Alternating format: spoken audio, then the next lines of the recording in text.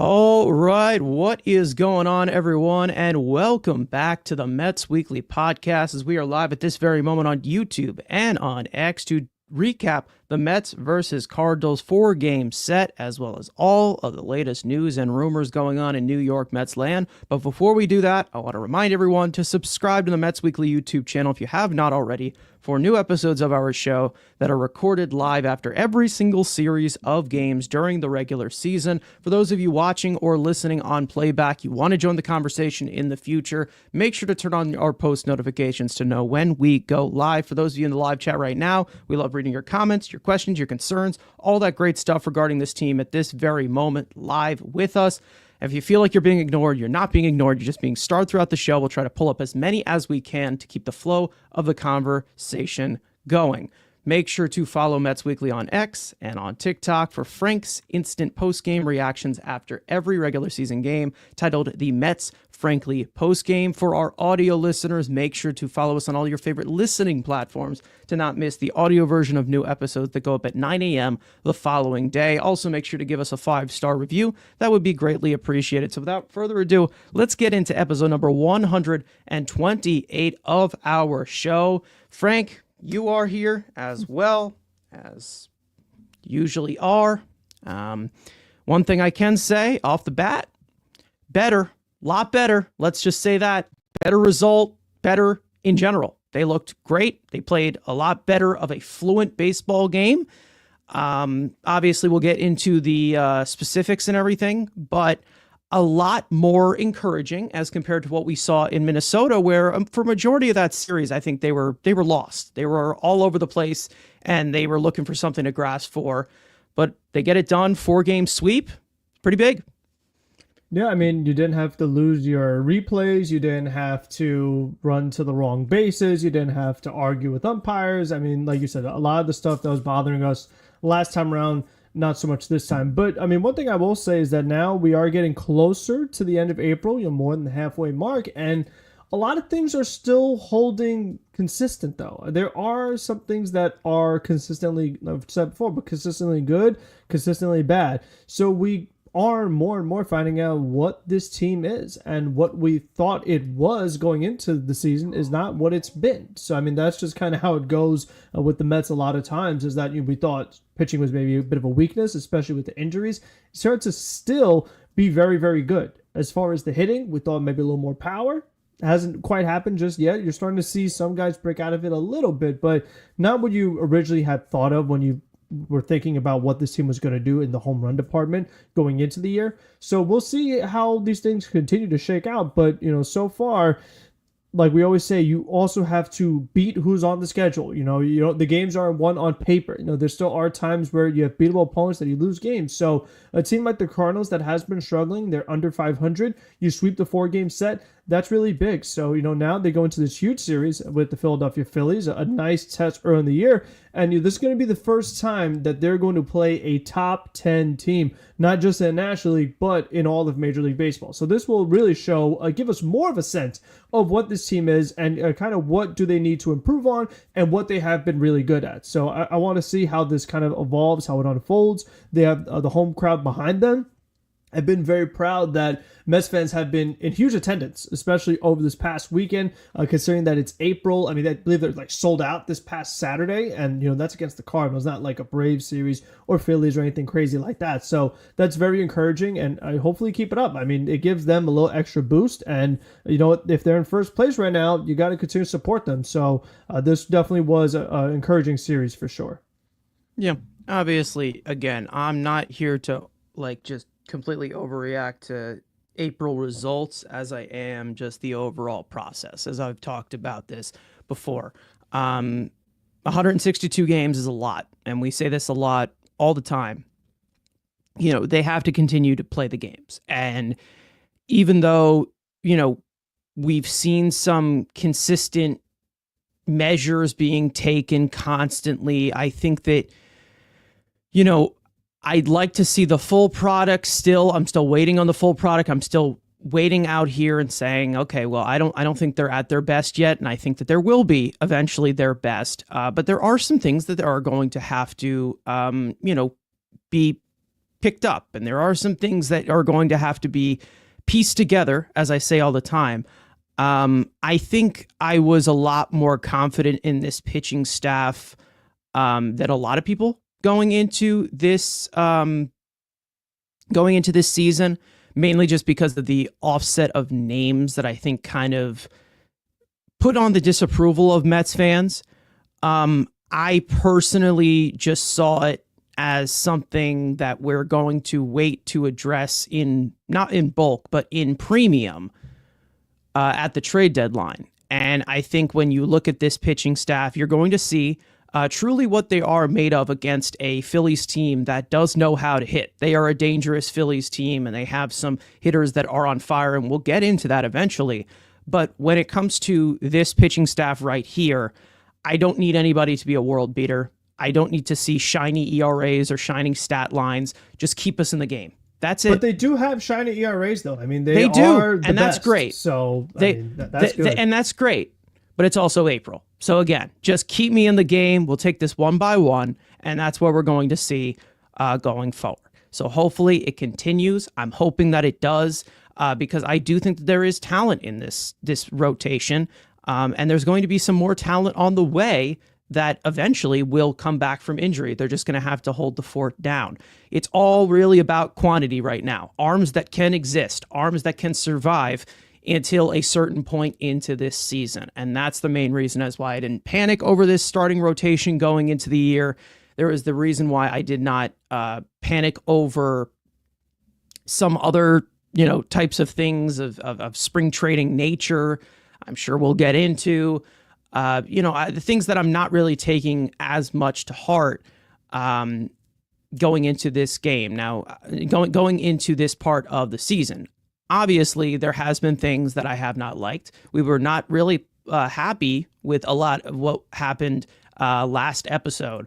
But these are things that can be changed. We know that this team is capable of changing. I don't think it's a do or die situation when we talk about things in April, but at some point, they're going to catch up to you. And to see the Mets do something that I said last episode, known as use your head, they did it a lot better in this series. So again, that was a piece of improvement. Hopefully it continues. Hopefully, we see some guys lead by example a little bit better than what we saw in Minnesota, which was a mess. But overall, from a 4-game sweep, which do not happen often, it was an impressive showing in front of the home fans. Sometimes, because in these 4-game sets, you get letdowns. It happens, like that. That's the thing. You're not going to win every single one of them, but they did. And they definitely outplayed the Cardinals in every single one of these games, because we have seen the Mets win some games this year so far where they got outplayed. And you know that good teams find a way to win, and good teams always find a way to win. And maybe this is a good team. We don't know, like you said, this identity. We don't know what it is going to be until they face some of the more upper tier teams. And I think, this is going to be the first test against a Phillies team, which, after the last time we saw them, maybe they're a little bit angry. Who knows? Could be. I mean, it definitely was a good series last year, but the Phillies, it's really hard. They've had a weird season so far as well, because I don't know if they've necessarily improved with what they did during the offseason. I mean, you look at what's happened in the bullpen for them with Jordan Romano. I mean, they wanted him to close games for them. But, I mean, the guy, he's got an ERA of 15. You let Jeff Hoffman go in free agency, who was really good for you last year. Yeah. And he's been solid for Toronto. So, you add Max Kepler. He hasn't been great yet. So the Phillies team does not seem much better to me. Meanwhile, the results haven't been what we wanted yet, but you still can't underestimate that, like, the Mets added Juan Soto. Like, you know what I mean? Like, so exactly. We'll see how it goes. I mean, listen, we know the Phillies rotation's good, but the Mets rotation's been good this year so far. I mean, so it's going to be a very interesting series. But I did want to go over something with you, and it relates to the Phillies and it relates to the Mets. And it's something that the Phillies decide to do with their lineup that I wonder if the Mets should consider. So, as we've talked about before, we've seen Kyle Schwarber do really nice at that leadoff spot. We're like, listen, he's great in that leadoff spot. And we talk about, like, if it ain't broke, don't fix it kind of thing. However, another one of their key guys, Bryson Stott, had been struggling. So what the Phillies did was they moved Stott to the leadoff spot and moved Schwarber down to cleanup. And Stott is now performing much better. And that made me think, the Mets' current cleanup hitter, and he's batting cleanup again today, Brandon Nimmo, is someone who, for his career, his best spot was the leadoff spot. It has not been the cleanup spot. Now, I know Lindor has been exceptional in the leadoff spot. We don't want to move him from there.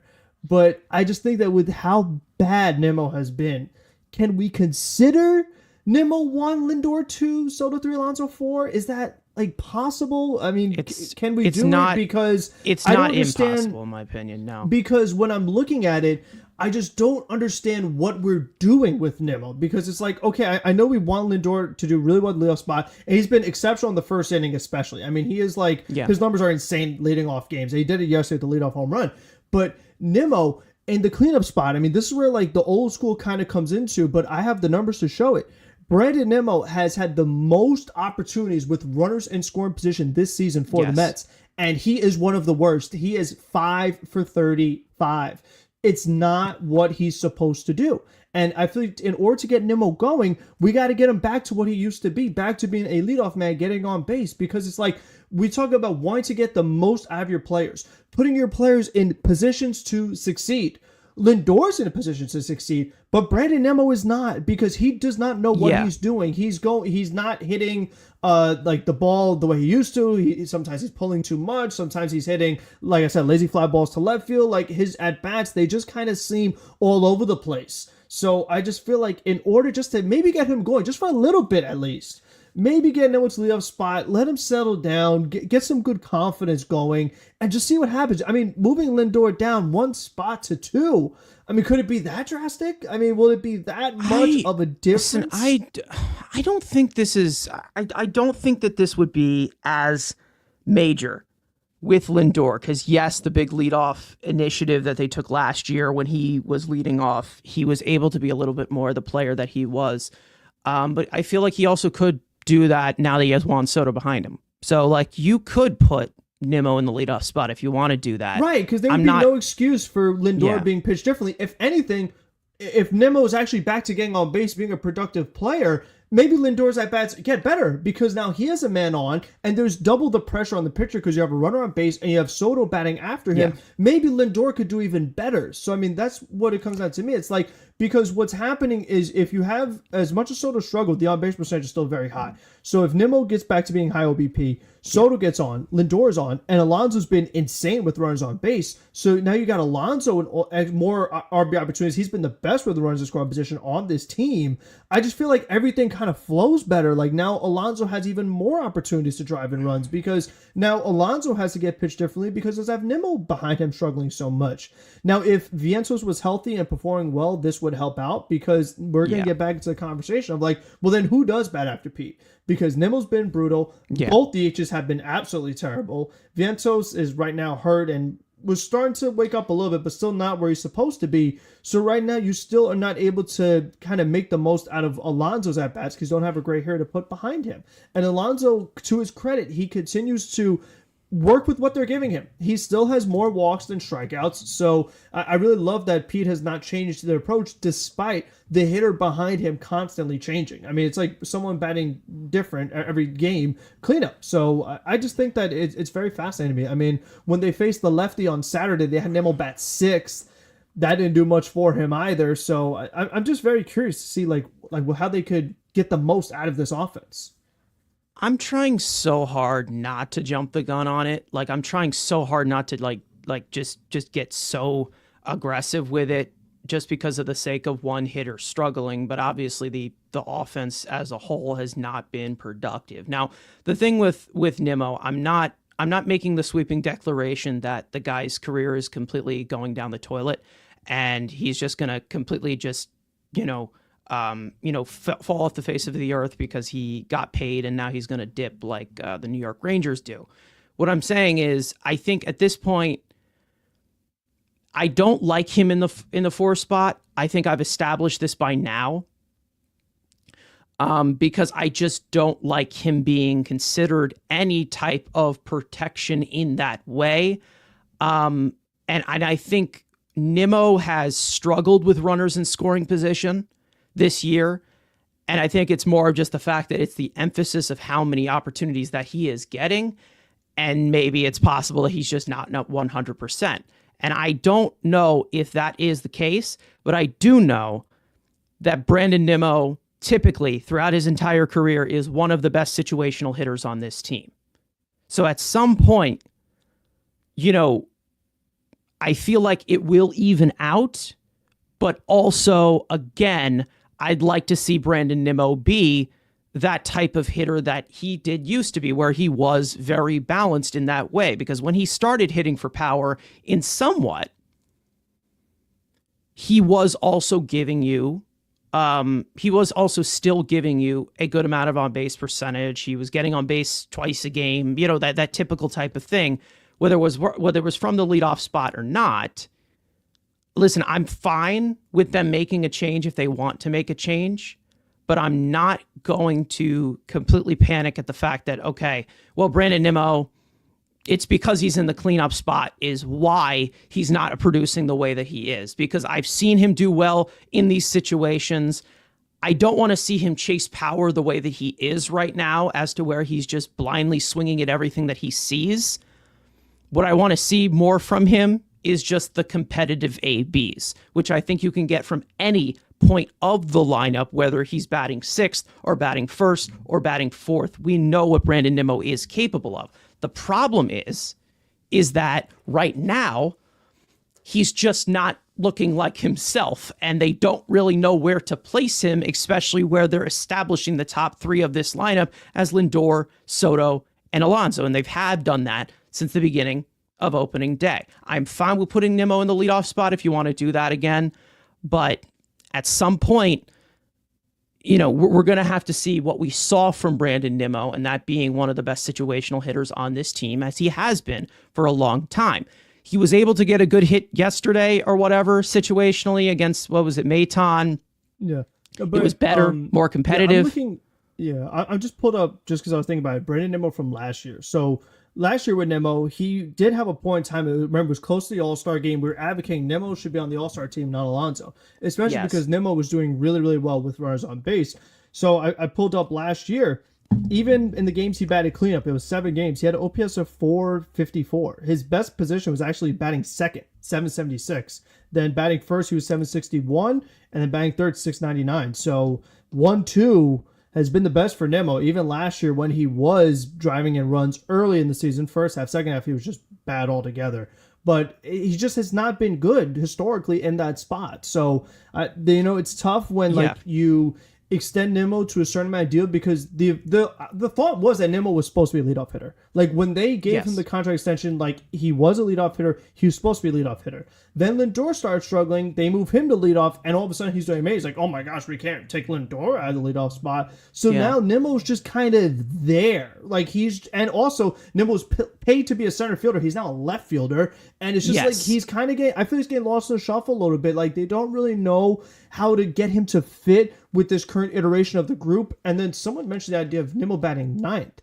In theory, I don't hate it, but the bottom half of the order at this current moment is just so bad that I don't think that's going to really work. I don't think moving Taylor added up to the list or of Beatty, 9-hole hitters. Yeah, moving Taylor up, moving Beatty up. I don't think that's really going to help us in total offensively. So it just has been very weird to see how this has gone, because if you want to move Nimmo second, okay. I mean, you could, but I think 1 is probably the best spot for him.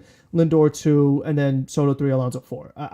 That's what I would try, but I mean, we'll see. And listen, if McNeil comes in and all of a sudden it's red hot, you could put him 5, maybe. If Alvarez comes in red hot, sure. But like, no matter where Nimmo's moved, they still need somebody else to step up, because we've talked the top 3 it's been very top heavy. It's been, like we said, the combination of Lindor, Soto, Alonso.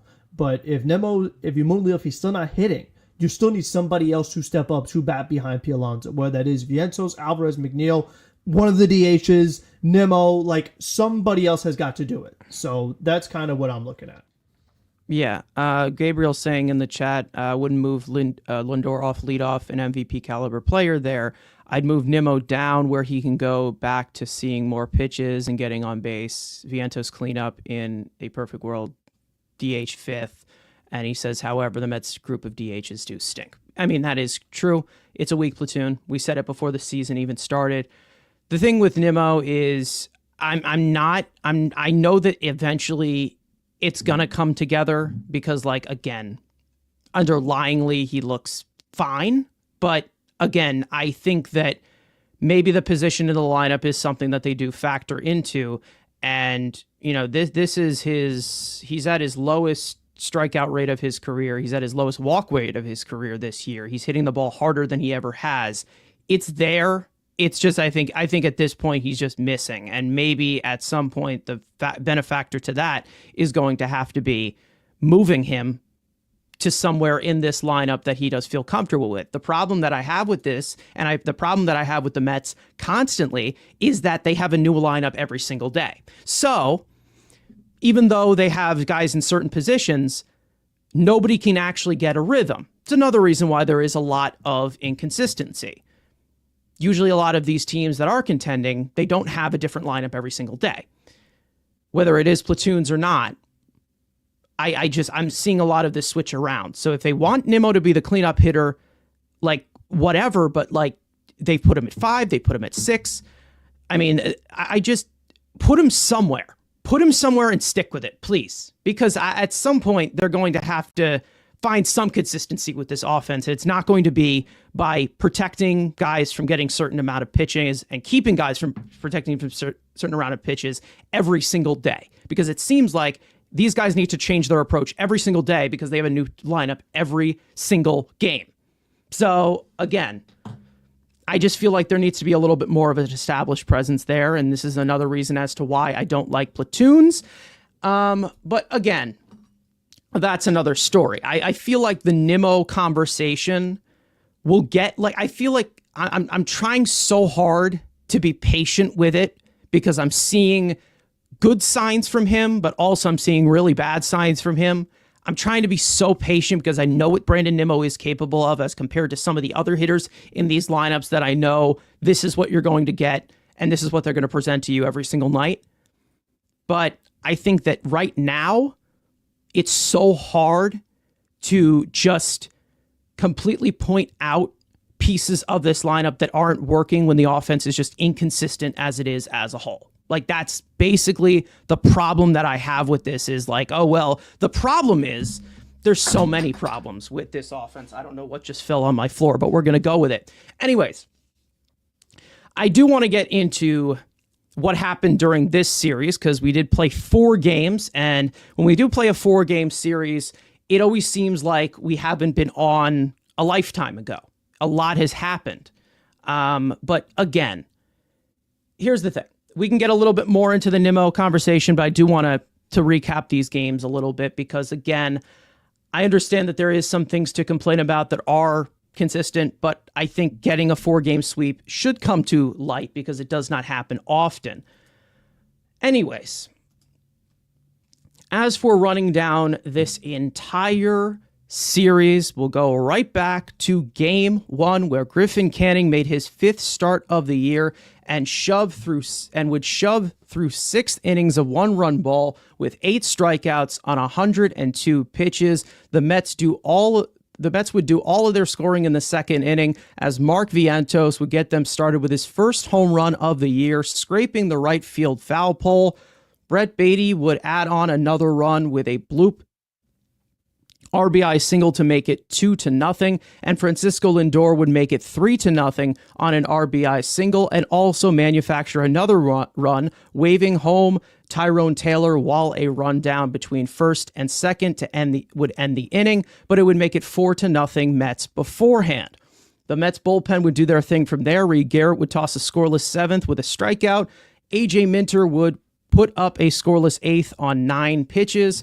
And Edwin Diaz would strike out 2, working around a leadoff walk to notch his 4th save of the year and secure the series opener 4-1. Game 2, David Peterson would get the start and strike out 9 batters across 5 innings and a third, walking no one on 99 pitches after going down 2-0 and giving away the lead again in the 6th.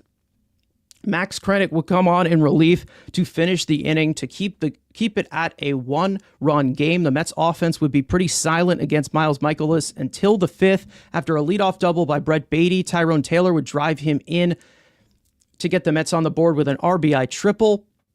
Juan Soto would tie the game at 2 with an RBI single. After Peterson's exit, the Mets would find themselves down 3-2 in the 6th, and the Bats would pick him up immediately with a solo home run by Mark Vientos, his 2nd of the year and of the series, to tie it up once again. Vientos would lead off the 8th with a single and be pinch ran by Luis Angel Acuna. Acuna would steal second base but get tagged out trying to advance to third. That would put Brandon Nimmo on first. Former Met Phil Maton's pickoff attempt would go past first baseman Wilson Contreras, and Nimmo would end up going to scoring position for Luis Torrens to give the Mets the lead once again with an RBI double to make it 4-3 in the 8th. Following another fantastic follow-up inning by Max Krennic in the 7th, a 1-2-3 8th by Ryan Stanek. Huskar Brazaban would come on in the 9th, and give away the lead immediately on a foul pole scraping home run by Brandon Donovan to tie the game at 4. But Brazaban would strike out the next 3 batters to send the game to the bottom of the 9th, still tied, and the Mets shortstop Francisco Lindor would end this back-and-forth contest with one swing blasting a walk-off home run to the Coca-Cola corner, his 2nd of the season, and his first walk-off home run of his Mets career to lift the Mets to a 5-4 victory in Game 2. Game 3, Kodai Senga would make his 4th start of the year on an extra day of rest, and he was sharp all day after inducing a ground ball double play in the 6th. Senga would hit Nolan Arenado with the pitch, and that would be the last that he'd throw, as Reed Garrett would finish off the 6th to close the book on Senga. 5 2/3 innings pitched, 3 hits, 0 earned runs, 2 walks, 4 strikeouts on 89 pitches. The Mets offense would get going in the 3rd after a leadoff double by Luis Angel Acuna. Juan Soto would drive him in on an RBI single to make it 1-0. Pete Alonso would add to the lead with an RBI double to make it 2-0. And the big guy would add on once again in the 8th, blasting his 6th home run of the year to give the Mets a 3-0 lead. New York would get hits from Starling Marte, Brandon Nimmo, and newly called up Jose Azocar. And despite going 1 for 7 with runners in scoring position, the Mets bullpen would hold it once again. Reed Garrett would come out for the 7th and toss a scoreless inning on 9 pitches. A.J. Minter would struggle to throw strikes. He would walk 3 batters, but would induce 2 crucial ground balls to keep St. Louis off the board. And Edwin Diaz would get the 9th and strike out 2 as a part of a 1-2-3 inning to notch the save, as the Mets would shut out the Cardinals in Game 3, 3-0. And in Game 4, the series finale, Clay Holmes would make the start and finally stretch to 6 innings, surrendering just 1 earned run, striking out 6 on 91 pitches. Francisco Lindor would lead off the first inning with his 3rd home run of the season and 2nd of the series to give the Mets an early 1-0 lead. Juan Soto would add to the lead in the 3rd with a sacrifice fly to score Tyrone Taylor to make it 2-0 Mets. Pete Alonso would play his 24th run of the year on an RBI single to make it 3-0 Mets in the 5th. But the shorthanded Mets bullpen would struggle a bit as Danny Young would come in for the 7th, getting only 2 outs, exiting with 2 runners on. And Jose Butto would throw 1 pitch to Thomas Sagazi, and he would tie the game at 3 with a 2-run double before Butto would get the last out to keep the game tied at 3, but the Mets would respond in the bottom of the inning. Francisco Lindor would get on with a 1-out single. Juan Soto would walk, 2 out, 2 on, and the struggling Brandon Nimmo, as we just said, would finally break through and give the Mets a 4-3 lead on an RBI single off of former Met Phil Maton. The Mets would add on to their lead in the 8th following a leadoff infield double by Luis Angel Acuna.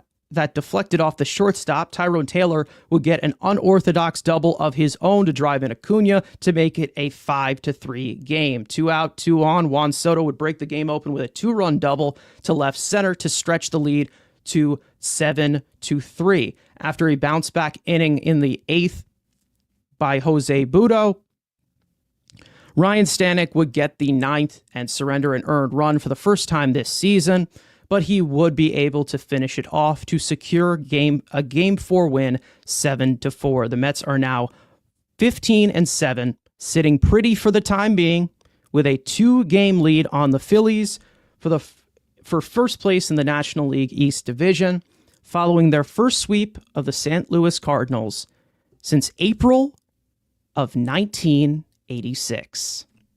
Interesting year, huh? Interesting year, right? So for you narrative pushers, there's some fuel for you. But as for this series, like I said, it seems like a lifetime the last time we talked, because 4 games go by, a lot goes on, a lot of stories throughout this entire series. We know we just talked about Nimmo and him kind of struggling in his certain position. But I'd say that out of all the series that they have played so far this season, I know it's early, but that was one of the most complete series that they played, not just because of the overall results of them winning every single game in a 4-game set, but also it was just a lot more structurally sound from all aspects of the ball. And I think, Frank, you can definitely agree, especially after that series they had in Minnesota.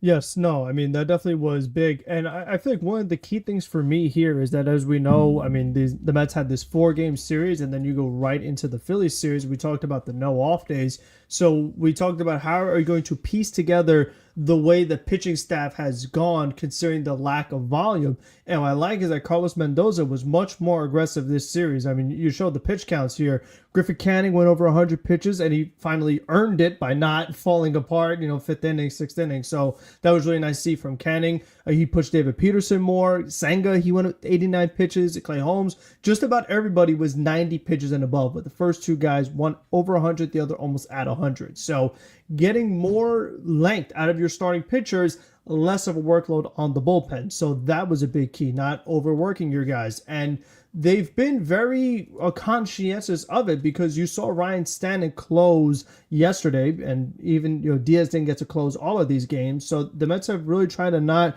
overwork anybody too much specifically. However, we've seen how good Stanek has been. We've seen how good Garrett has been. Like you said, Minter struggled a little bit. Kranick's been great. Brosbaugh, for the most part, has been good.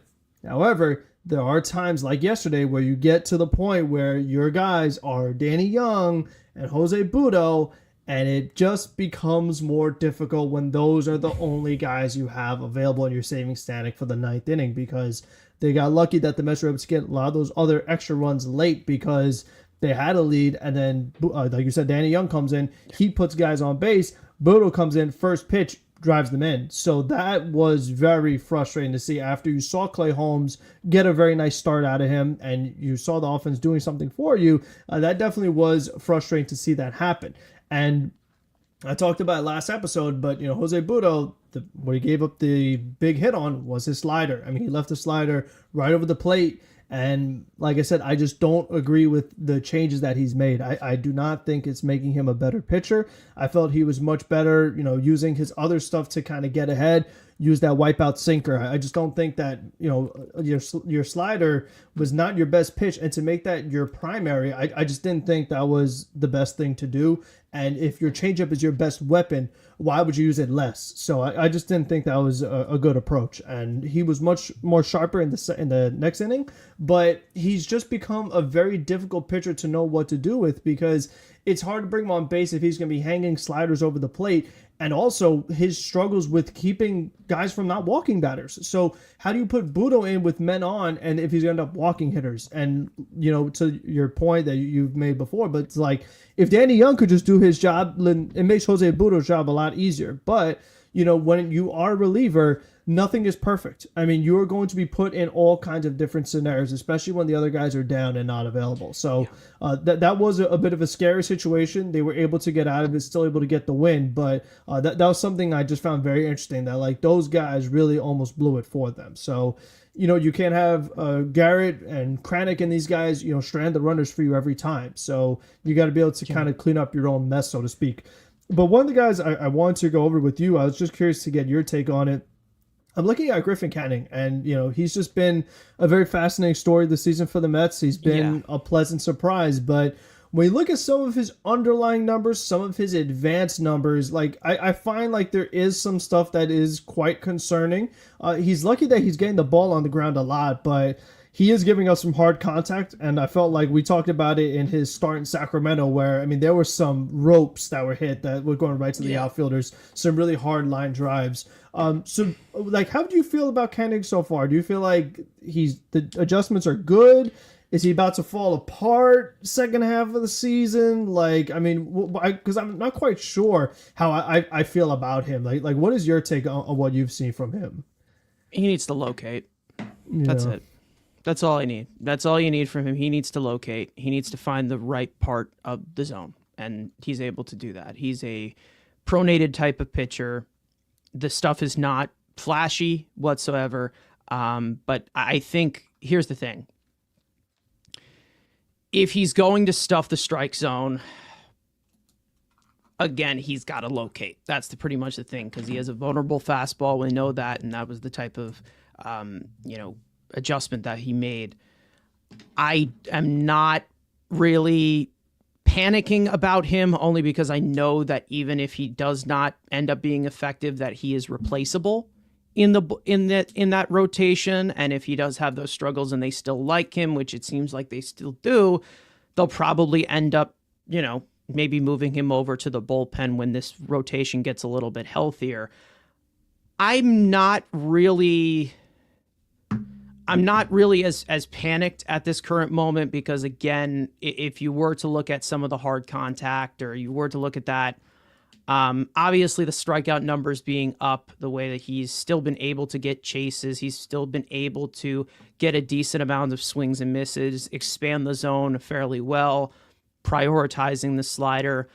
I mean, if you want to project the best way you can, because it is a small sample, I mean, expected ERA at 3.87. So even with that hard contact, still administrating it on the ground, I'm not really panicking, really. I'm much rather him just throw strikes than work around the strike zone and just nibble around the strike zone, because I've seen that way too many times with this team and their pitching. But I am not relying on Griffin Canning to hold things up, so it's not really as much of a concern to me as to just exist for now. That's all I need. Just exist. That's all I need. And if we do need you a little bit more important down the stretch, we will figure that out. Because it's so hard for me to establish a pitching staff when all they do is get injured. So it's basically just filling in innings and filling in existence. That's literally at the current moment that I'm at in April. But right now it seems to be fine for the most part. If he's getting to points where he can't go deeper into games, like if there's going to be knockouts, like kind of what we were seeing with Scherzer and Verlander, if there's going to be knockouts in the third inning and the fourth inning, then we're going to have to address a problem. But right now, I'm not here to say that I'm relying on Griffin Canning to give me 6 innings, if that makes sense. Yeah, no, I mean, and that's going to be very interesting. I mean, if Montas come back, and how they do, like a lot of that, we'll kind of see what everyone's role turns out to be by the time it's all said and done. So, I mean, that is something that is going to be interesting to monitor as the year goes along. But then we look at the offense. I mean, one of the other things that I noticed was pretty interesting is that we talked about beginning the season, Mets going to do this platoon with Acuna and Beatty, and it was going to be like, in a traditional platoon, one guy's right-handed, one guy's left-handed. The guy who bats right-handed faces the lefties, but Acuna, he's actually got some pretty big reverse splits right about now. He's hitting 306 against righties compared to 222 against lefties. So, this whole Mark I don't think Vientos he's slight facing that injury. many. Yeah, he hasn't seen as many lefties, and Has that's he kind of seen been the case with everybody. Lindor finally got his first hit against a lefty yesterday. He's also hitting over 300 against righties. So, that's just kind of the way baseball has become. It's just more and more like less left-handed pitchers you're seeing. But the Phillies, we know they've got big lefty in their bullpen, so that's going to be interesting to Yes. follow. And some other teams that have a lot of lefties in their pens, but the Mets haven't really matched up against them yet. But I just wonder, like, kind of we're gonna get to it later on, like patching up center field, but the Vientos thing has kind of made everything a little tricky as far as like who gets the playing time between Beatty and Acuna. So lately they've both been able to play, but as it continues to go along, I mean, I feel like the gap between Beatty and Acuna is separating himself more and more from Beatty, and that, like, when the time comes and Jeff McNeil's ready to go, I Beatty feel has like Beatty has a good average in the last 4 games. What are you talking about? Yeah, and Acuna has a good average the last 10 games. So, I mean, I'll take more. And we look at the totality of For the what whole they're doing. season. Look at what they're doing. Acuna is almost 100 higher on the batting average. He's 200 higher in the OPS. So he's got a 120 weighted lot runs more. created plus, mainly Exactly. because of his base running, obviously. Yes, and that's the other thing too that I like about Acuna is that, like, if both guys are hitting the ball on the ground, it's like what's interesting. Speed is like really a tiebreaker in a lot of ways, because even if they were very similar, both guys hit the ball on the ground weak. There's a better chance, probability-wise, that Acuna is going to reach first base, and with his speed, there's a better chance he's going to end up on second base. So it's like we said, we're like, even if both guys were hitting, Acuna is still the better option. He's better defensively, he plays more positions, and he's been making things happen on the bases with his speed. He's been causing some panic in pitchers. They're throwing the ball away. He's ending up on second, and then the combination, it was really noticeable in this Cardinals series with him and Taylor on the bases, just creating absolute havoc. I mean, it was awesome to see, like, generating some other ways to get runs. Acuna's laying down some bunts. I mean, he is making things happen on the field, and I really like to see that, because with Siri down, I wanted someone else to kind of fill that role of just being a guy that uses their speed that just to make chaos happen on the bases for the other team and in the field. And he's done a really good job of that. So I've liked what I've seen. He's starting to hit the ball a little harder. And like we said, he's getting that consistent playing time now. So it just goes to show you, as we know with the young players, the more they get to play, I mean, you get to kind of get a better feel of what they are, because we talk about he'd have a game, he gets a couple hits, and then he's on the bench. So, I mean, now getting to see him play full time, I've liked what I've seen, and he's ended up being one of the Mets' best contributors. And you're looking at that OPS plus, he's number 3 on the team, right behind Alonso and Soto, and right ahead of Lindor. So still a small sample size, but he's really starting to get it going. And I just am very curious to see what his role is once the decision does come, because McNeil starts, he goes back to inconsistent playing time, and we're not going to see him be as effective. Well, here's the thing. I think that the thought process right now with the Mets is basically what we are seeing with Luisangel Acuna. It's so bad to just say that, not bad, excuse me. It's so easy. That's what I'm trying to say. It's so easy to say that Luisangel Acuna is an overall better contributor to this team than Brett Beatty. I think it's very, very easy to say that. The problem that I have here is, you can bang the drum as much as you want for Luisangel Acuna. I still think that at this moment, he's still on borrowed time. And that's the problem with him. It's not has anything to do with Jeff McNeil. It's the fact that they still see, and we're still seeing, specifically, the decision-making, the mental mistakes constantly that are keeping them from giving them the keys. And the main thing that I really do wonder is, how do they utilize him when Jeff McNeil eventually does come back? Because when it comes to Beatty, I know that at this current moment, he can't just at this current moment, he can't be the highest contributor known to man, because he's going to be in that bottom part of the lineup. But the problem that I have with this is, we're never going to get an actual look of what Acuna is because of what is here. because of the inventory of second baseman, because of the inventory of whether it's center field, whether it's this or that, he's going to continue to be on borrowed time. And the problem that I have with that is I don't know, just because of based off of what we have heard from him being bored or being this or being that, the overall work ethic of Luis Angel Acuna is very, very questioning to me as to if he does get this playing time, what is he going to do with it? And if he doesn't get this playing time, is he even going to care? Is he even going to do that? And I feel like they're very hesitant to give him the keys at this current moment because, yes, Brett Beatty's been crap. I'm not a fan of Brett Beatty. I've said that I don't believe that Brett Beatty is a good player. I still don't. But at some point, I feel like there is going to also have to be a question answered with Acuna because I know what the fate is at this point of Brett Beatty. You're not fooling me with a 4-game series of getting a few hits and doing that. You're going to have to show me a little bit more than that before I completely declare him the starting second baseman of this team. You have Jeff McNeil here. You have no choice of that way. I just think at this point, they're still very, very hesitant to give him the keys because of some of the things that have also costed this team these games and cost these types of things. These types of things that they're very, very hesitant. I understand them wanting to be not wanting to be hesitant, but again, we know that if he was to get the playing time, the only way for him to learn is for him to play. And I don't think he's going to get that opportunity to play. I just don't. I really don't.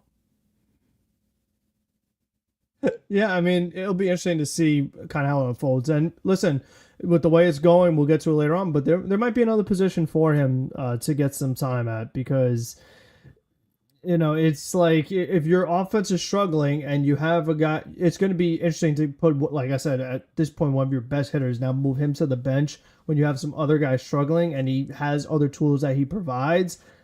I mean, they might have to consider something else. So I definitely agree. We'll see. But like you said, I mean, once McNeil gets here, he's going to play. So it's a matter of Acuna. Like he still has to make the most of it though when he does get to play. It's like he's got to change that mentality that like, oh well, they're not going to play me anyway. Like you have to make a way. So I think that there's a hesitance. That's just how I feel like it. You know what I mean? Yeah. I feel at some point there is going to be a feel of, maybe disbelief with him. Like I feel like at some point, whether it is when McNeil comes back, whether it is Ronnie Mauricio coming into the equation, whether it's something like that, I just don't see a possibility where he is the ideal role that we expect him to be. So at some point, they're going to have to answer some kind of question with him because I feel like we already have answered the question with what Beatty is capable of. With Acuna, where you have all these certain sites of tools, how are you going to utilize them? I still don't think they know that. I still don't think they know how they're going to utilize a guy like Luis Angel Acuna. Could it be the fact that Jeff McNeil is here? Sure. Could it be the fact that maybe they just don't think he is up to the task and there's still these mental mistakes that he's making on the field? Sure. But I feel like there is some other ways that maybe they can fit him in here if you didn't have some other guys here, or it was just the entire mentality or whatever Francisco Lindor was talking about, before the season started of him, maybe possibly playing bored. I just don't think that there's a consistent buy-in with him.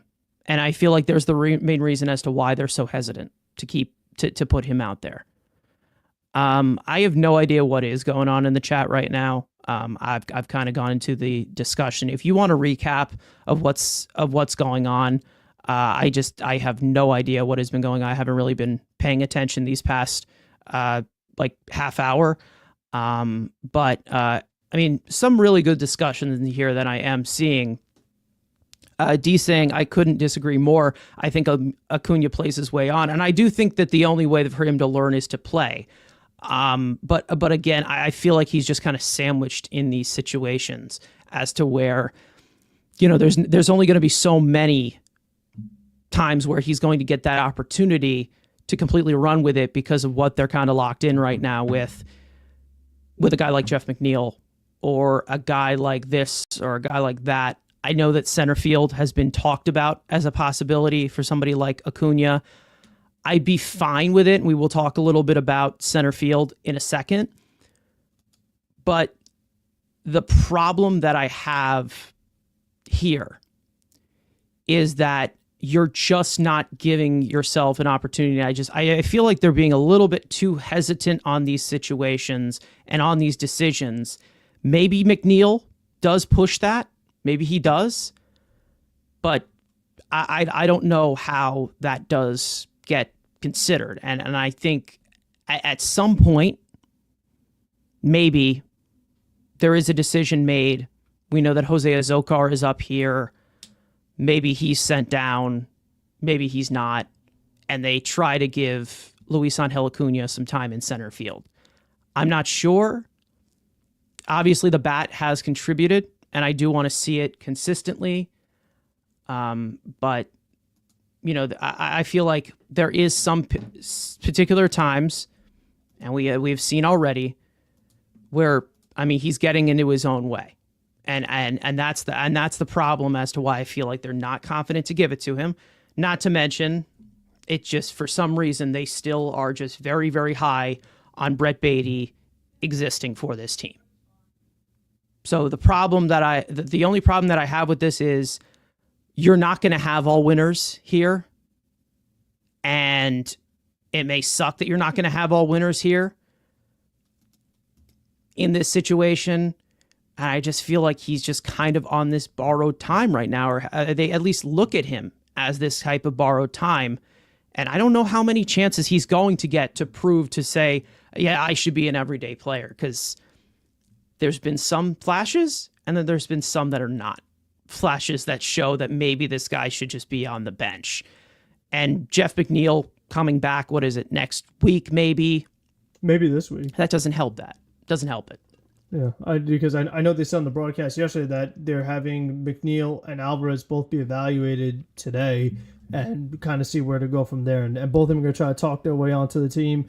McNeil is using the torpedo bat. He's hitting home runs in his rehab games, so he's going to be looking to pull. So that's going to be interesting to see what happens. But I think those guys will be here sooner rather than later. So, the decisions are coming up for this team relatively soon, like by this week. We'll have a better idea of who's going where and who's playing when. So all that is just going to be interesting to see. But you know what? He still has to make the most of it. He still has to make the decision tough for them. So he can't just be like, oh, well, they're coming up now. Now it's time for me to go back to chill mode. Like, he has to kind of go with it. And, the more we get to see him play, the more we get to see if he adjusts, because it's like, there's making mental mistakes in the field and things like that. But is he going to continue to make them? Like, if I continue to see him run to first base when a guy's running to second base, or I continue to see him not knowing where the ball is when he's diving head first and second base on a stolen base, then I get concerned. But if he's able to learn from it, and as you see with more playing time, he cuts down on the mental mistakes, that would be very encouraging. Could it be part of the process of being a young player? It's possible, because most of the guys on here are veterans. Like, they are guys that are near their 30s, so they've had a lot more experience than he has. So it kind of stands out when he makes these mistakes, because you're not going to see like Nimmo and these guys doing those kind of plays. So it might just be part of the process, and we'll find out though. If he continues to mess up though, we'd be like, well, he's just not getting it. So they're still, I think they're still learning like who he is as far as what he could bring the more he gets to play. We'll see. Again, I just don't know what the leeway is, and it's more of just me accepting reality and not just being like, oh, well, I want this and I want that. It's just the fact that, there's someone here, like you said, in the rehab assignment using a torpedo bat and looking like Barry Bonds out there. And, that's going to happen. It's basically just a what you're going to see. And I just don't know what the leeway is going to be for him. especially in that infield. Maybe it is in the outfield, but we haven't seen that at the major league level. So we'll see what their hesitance is on this one. Listen, Ken, what? Sorry, what? Is any of this true? Except maybe McNeil. I'm not a fan of McNeil. Yeah, no, he's way off there. Yeah, he might have gotten McGill and Peterson mixed up, but it's okay. We move on. Peterson, I have a history with. McNeil, I'm not a fan of. I've said I haven't. Beatty, I don't know who the hell you've been listening to that I like Beatty. But again, anyways, I think that, with this full-on rundown of how this is constructed, McNeil is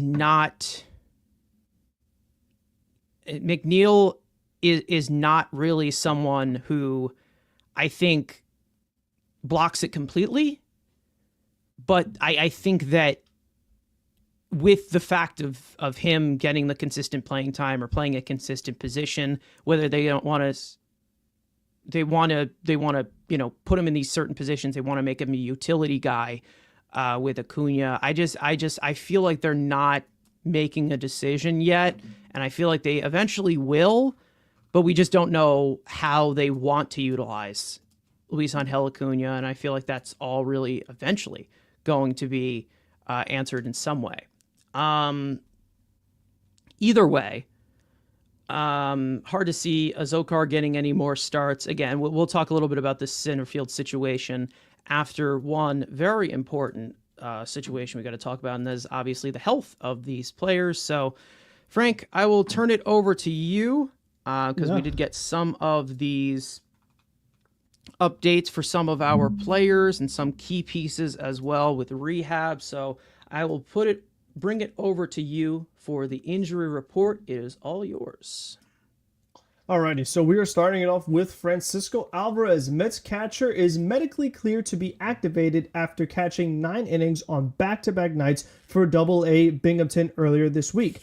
After starting at DH on Sunday afternoon, Mets manager Carlos Mendoza confirmed that Alvarez will continue his rehab assignment this week and will not be activated during this homestand. The 23-year-old has been sidelined since mid-March after undergoing surgery to repair a fractured hamate bone in his left hand. Frankie Montas, Mets starting pitcher, has been playing catch from 90 feet over the past few days and hopes to start throwing bullpen sessions in about 2 to 3 weeks. Although there's no official timeline for the right-hander's return to the Mets rotation, he is currently on pace for late May or early June. The 32-year-old is currently on the 15-day injured list due to a right lat strain he suffered in the first week of camp.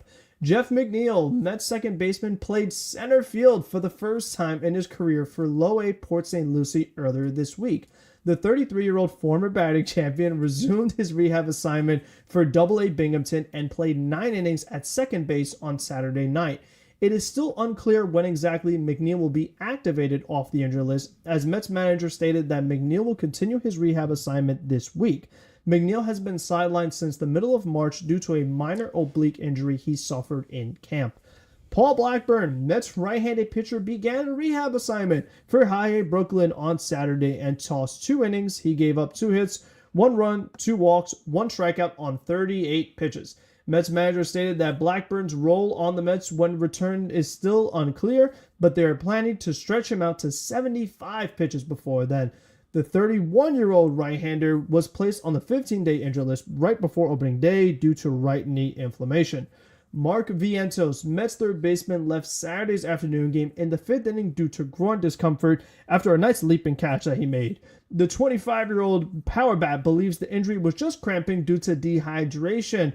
While feeling better the following morning, Vientos did not play the final game of the series on Sunday and is also not in the lineup tonight against the Phillies. Mendoza says they have a low level of concern at the moment, and Vientos is currently considered day-to-day. All right, so well, these guys, I mean, especially like Blackburn, it's like, man, it just feels like it's been a while, and he's just, I don't know. What are those stats concerning? Those are No, it's not even concerning. the stats. It's not even the stats because I don't expect good stats with him. But it's like it's 38 pitches. He still has to build up to 75. Like he was Yeah, supposed it'll to be probably be like ready, two and that's more. just like knee inflammation. Like it's always like these weird things. It's like spinal leakage. It's knee inflammation. Yeah. It's just like these. I don't know. I just don't think he's in a good spot as far as can like his. He's just always got something going on. It's really been a disappointment. Yeah. Well, I mean, that's basically the life of a pitcher, I guess. I don't know, going into your 30s. Doug saying earlier said, how long will the Mets wait until they put Vientos on the DL? No, I don't think he's gonna After miss this 9 ninth straight games. game, I don't think he's No. going to be on the IL at all. He's probably just going to miss tonight. It all is going to be all because of depending on how he feels. Yeah, I'm sure he's one going to of the be things, available to too, pinch hit. Yeah, and that's a do. big thing, especially against the Phillies because they have 3 left-handers in the bullpen. So they bring in Banks to face Beatty, or they bring in Strom to face Beatty. That'd be a good time to go to Vientos. So we'll see. I mean, I am very curious. And listen, the way these DHs have performed, let's say you want to make more realistic, you bat him for Winker later in the game instead of Marte. I'm good with that because listen, that DH position has been, I know people mentioned it in the chat a little while ago, but like it's been a disaster. I mean, both of these guys have just not been any good. I mean, you look at, they basically both have the same stats and they're both awful and they're both bad with runs and scoring position. So who knows who to start at this point? I mean, so I'll get to it later on, but it's just, man, they are frustrating to watch, especially like we talk about designated hitter and the hitting of the ball is just eluding them, and it continues to. So for both guys, it's been very frustrating. I thought that role is just for vibes. Designated For the Mets, it's vibes. been ever since Designated human. yeah, ever since they brought it to the National League, they still haven't been Update able from to get it Anthony going. Oh, go ahead. DeComo here for Yes. Mark Vientos saying he took ground balls earlier and he is scheduled to take BP this afternoon. He is potentially available off the bench. So again, this is a Okay. day-to-day He's thing. progressing. Not very serious. It's not very serious at the moment. I know that he has not played fairly well, but he did have a good start to this series in St. Louis, and I'm not really worried about how this is being factored in. But again, we'll see how they configure these certain positions for the next few days with these guys fully healthy again. No one's going to play 162 games. It's just not going to happen. Maybe there is Alonso one might. guy. Alonso might. Alonso could, Yeah. but you get those very rare instances. So again, even though I want to see some consistency in that lineup, if guys are not 100%, don't rush it in April. There's no reason to rush it in April because, again, we do not win World Series in April. Not possible. So if you need to slow some things down, slow some things down. But, I think at this point, there's some other stuff. Ken saying hope Acuna and Vientos are playing. Beatty had his 4 hits, good for 3 months. Sit him. Listen, are they? Yeah, Beatty's in the lineup today. So yeah, listen, I think He has to be. They have no one else. they don't If really Vientos is hurt. have a choice because Vientos is kind of down right now. But again, I think that based off of what we have seen from the overall playing time, from the center field position, which I do want to get into, I think that they're trying to find a way to put all of them in the lineup, which there is a way. I don't think it'll be the best defensive forefront, but I think that when it comes to center field, when it comes to the infield, when it comes to all of this conglomerate of guys you have on this team, you know who you can be a part-time player. We know that Tyrone Taylor has always been someone who thrives as a part-time player. He's never been somebody who, he definitely does well when he's fresh off the bench. Like there's no, reason to say that, he needs a continuous amount of playing time. And right now he is getting that continuous amount of playing time. And I think with Jose Siri down, Jose Azocar is going to be here for a few weeks. Right now, we do have a discussion in the center field position because of Jose Siri going down. We have Tyrone Taylor starting in center field and most likely will be for the next coming days. He's a decent player. Is he great? No, but the bottom part of your lineup, he did show what he can contribute during this series. And, I wasn't ready to completely toss him off a bridge, obviously, basically just because of, a few rough games, because there's a reason why he comes off the bench. You also have Luis Angel Acuna, who's been discussed as a possible center field option. I don't know what the leash is going to be typically on that, but I think that they are going to consider it, obviously, with Jose Siri being down, Tyrone Taylor being the non-guy, the guy that does not really play much, like being the type of guy who's good as a part-time player. And then you also have Jeff McNeil, who started in center field for Port St. Lucie. Did he play for Binghamton? I think it was just Port St. Lucie. He did something for Port St. Lucie. So they're looking at, stretching in this super utility narrative of Jeff McNeil. And I asked you guys in the poll, asking you if you're comfortable with Jeff McNeil playing center field. 44% of you are saying yes. 33% of you are saying no. 22% of you are saying I have to see it first.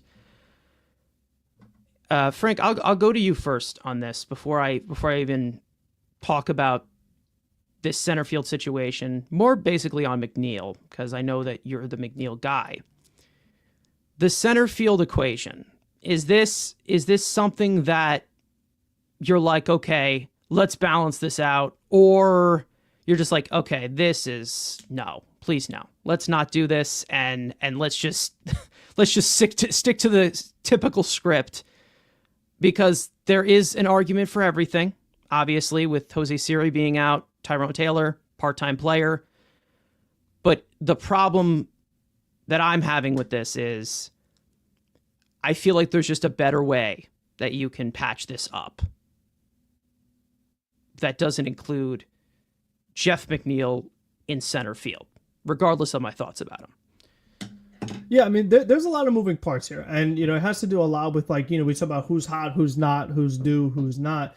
And when it comes to Taylor, I mean, the offense we know is kind of hit or miss. Like you said, his career, he's been a fourth outfielder, and he's totally fine at that. He's a good fourth outfielder, but due to injuries and the way the team is constructed right now, he is the starting center fielder and just about the everyday center fielder. And I've been looking at Taylor. I'm looking at some of his numbers, and he's doing some things a little differently this year. He's not striking out as much. He's not whiffing as much.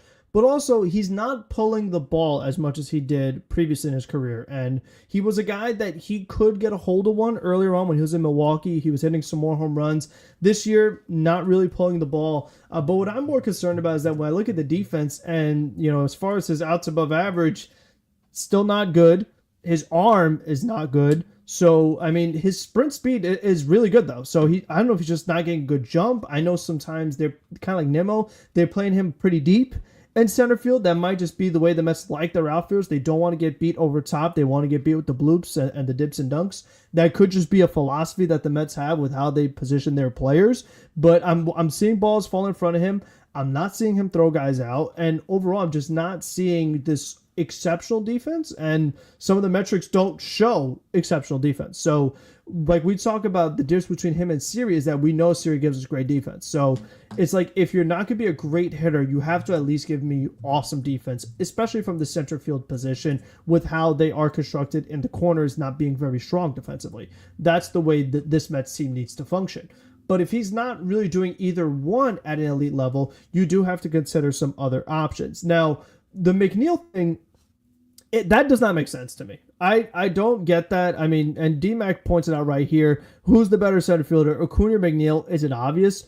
To me, it's obvious that Luis Angel Acuna would be a better center fielder than Jeff McNeil. Acuna already has some experience in center field to begin with compared to Jeff McNeil did for his first time in the minor leagues. And just in general, Acuna's speed and him in general, it profiles way better to be a center fielder than Jeff McNeil does. Jeff McNeil has not been as good a corner outfielder lately. So why in the world would all of a sudden he become a good center fielder? I mean, there's no evidence that suggests that he would be a good center fielder. And you've mentioned it, but McNeil, he's had his own injuries, especially in the lower half, where putting him in center field is not going to help that. Putting a guy who's now 32, 33 in center field compared to a guy who's 23 is generally speaking, not a good idea despite who the player even is to begin with. So they should, if one of those guys is going to center field, it should be Acuna. Now, one of the things that I had mentioned before, and they did it a little bit in spring training, was, maybe you have Nimmo do some center field, and then if you wanted to, if Nimmo was actually going good, you could try Nimmo in center and put Jeff in left and put Acuna at second if everybody is hitting and you want to get the maximum offense. You could bring Taylor as a defensive replacement and move some guys around. That's an option. But if Nimmo's not hitting, like we said, it's the same thing with Sarah. If you're not hitting and not fielding, then you really should not be in center field. So they're in a tough spot right now with how many guys are swinging a cold bat. That's making this decision tougher. Is that like you don't know who to put out there? So right now Taylor has the most experience there. He was okay for them in the playoffs and down the stretch in center field last year when Bader couldn't get the job done. Taylor did fine. But right now he just hasn't been the same defensively in center field. So there is a lot of things they have to consider here. And, I would let Acuna get some reps out there once everyone's fully healthy just to see how it goes. If Taylor continues to not do great in either department, like if he's not hitting extremely well or not looking too great out there in center field, I would give Acuna a try and see how it goes. But right now, they're kind of stuck in this situation. Maybe down the road, Gilbert's in this mix too. We've seen him get some nice home runs in the minor leagues. He doesn't really profile as a center field. He's more of a corner. But again, if your offense is struggling, your third baseman not hitting, your second baseman not hitting, if your catchers don't hit, your DH is not hitting, you got to get offense somewhere. So if that means that Gilbert has to go in center because your corners are occupied with Nimmo and Soto, that might be what you have to do. It's not ideal, but it's something they have to consider. I'm not saying that Gilbert can't play center field because I do think that there's some range there. I just don't think he's ready to. I think he still needs these AAA ABs, and he also just needs to get healthy still. Even though he has been activated and everything, and we can always say, oh well, let's plug him in here. I don't see him as someone who can fill in as of right now. The main thing that I'd say about this whole Jeff McNeil into center field thing, because I think a lot of people are saying that they want to keep Beatty and Acuna. That's probably just mainly because Beatty has a good batting average in the last 3 games, and they want to ride this out, and then if he gets another hit, we'll put him on the Wheaties box. But the thing that the problem that I have with this is so stupid that it's almost like, yeah, okay, Jeff McNeil maybe 5 years ago can do this and it would be considered something that they would do, but we're in a position now where we don't need to do this garbage gimmick of putting guys out of position for no reason for the sake of just building a team. I think that there's resources as to where they can just put guys in their primary position. Obviously, injuries fault that, but I don't think it goes to a certain extreme where Jeff McNeil should be the everyday center fielder because of his bat, because they need the bat in the lineup, which his bat hasn't been good for the past 2 years. And if you want to tell me that he was good in the second half, fantastic. Good to know. But again, another piece of the logic. They brought in Jose Siri because he's such a great defender to kind of protect the ground that Juan Soto couldn't cover. A defensive outfield of Nimmo, McNeil, and Soto. Are you fucking kidding me? Are you nuts? You might as well put Winker out there. Put Winker out there in center. Just stupid. Yeah. Marte in center field. This is what I mean. They have so many of these corner guys or guys who just can't play defense in general, where I'm like, okay, well, Tyrone Taylor's not great. And yes, he has not been fantastic in center field, but it's okay, that's fine. Make a decision here. Make a decision. And again, I just don't think Brett Beatty is worth that roster spot as to where he needs to stay here and guys need to move over to center field. With Acuna in center field, fine. If you want to try it, go ahead and try it. And it could be some kind of a spark in that way. I don't have Drew Gilbert in that conversation just yet. I still think he needs to get some more AAA Bs and just condition himself better because he's had some injuries in the past. the thing that I have here is I'm trying not to overreact to Taylor's bad play in center field in the middle of April, because we have seen things before that we've seen him play good center field before. We've seen him play the good corners before. I'm not saying that he's your only option, but I'm also saying that he's not a complete klutz out there, because right now, yes, he hasn't made some great plays, but that doesn't define him completely as a defender in the middle of April. I think that it's more of just the fact that, what have you done for me lately? What you did for me lately was spike a throw and miscue or this, or had a miscue or whatever. But like, you can't just tell me that, oh, well, this one play defines you as a player and we got to take you out completely. Because if that was the case, they would have traded him already. They would have gotten rid of him already. So again, I think that right now, with Tyrone Taylor's ability in center field, it's not something that I'm completely weighing on, because there has been some boneheaded decisions he's made this year. But I don't think that it's going to long-term, go forward, hurt this team defensively in center field. I still trust him with the center field reins with what he has done. If you want to put Acuna in there, fine, because Jeff McNeil's natural position at second base, because at best, he's a second baseman. He's a second baseman. Second baseman. He's not an outfielder anymore. He's not a third baseman anymore. He's not your emergency catcher anymore. Tyrone Taylor's your emergency catcher. We heard that from Carlos Mendoza. If Jeff McNeil's going to be in this lineup, it only makes sense for him to be at second base. Do I want Jeff McNeil in this lineup in general? Absolutely not. But at some point, we have to establish Nimmo, as much as they want to put him in center field, and they've considered him as a possibility in center field, I don't want that. I just don't want that. Keep him in left field. Just keep him there. For me, a center fielder has to be a good athlete, a good arm, and good range.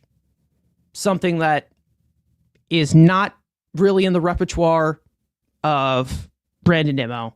Something that we don't know with Jeff McNeil, because he's not played center field. And we've also have seen the fact that, Luis Angel Acuna, the lack of the experience. I understand utility is important, but they're going to have to make a decision here. Do I want a Zokar in center field playing every day? No, I don't want him there. I feel like there's negatives and positives of everything, and I feel like that's sounding like, and I get it, saying that I'm too picky. Yeah, kind of. I'm kind of articulating in the way that, like, well, this guy's here. What is the best combination? I just don't think they have that combination right now, and they're kind of floundering for it. And listen, I think that Jeff McNeil is a second baseman right now. Does he suck at second? No. Has he regressed at second? Yeah. But again, the terms of the value of Jeff McNeil, and made saying his value to this team, I guess it'll just have to all unfold when he comes back, and we'll see how they go from there. But they are going to have to make some tough decisions as to where, well, we want to keep this guy. We like him. We want to see this guy. You look at it. Look at his face. He's so cute. Like, move on. Well, move on. You got to move on from somebody. Like, you can't have 9 infielders and 2 outfield. Like, you can't. You got to figure out it in some way. Like, okay, yeah, these guys can play the position in a pinch, but whatever. Instead of being too picky, why don't you enjoy how well your team is playing? Because this show would suck. Anyways. Speaking of a position, I want to talk about one more, and that being the catching position, because we know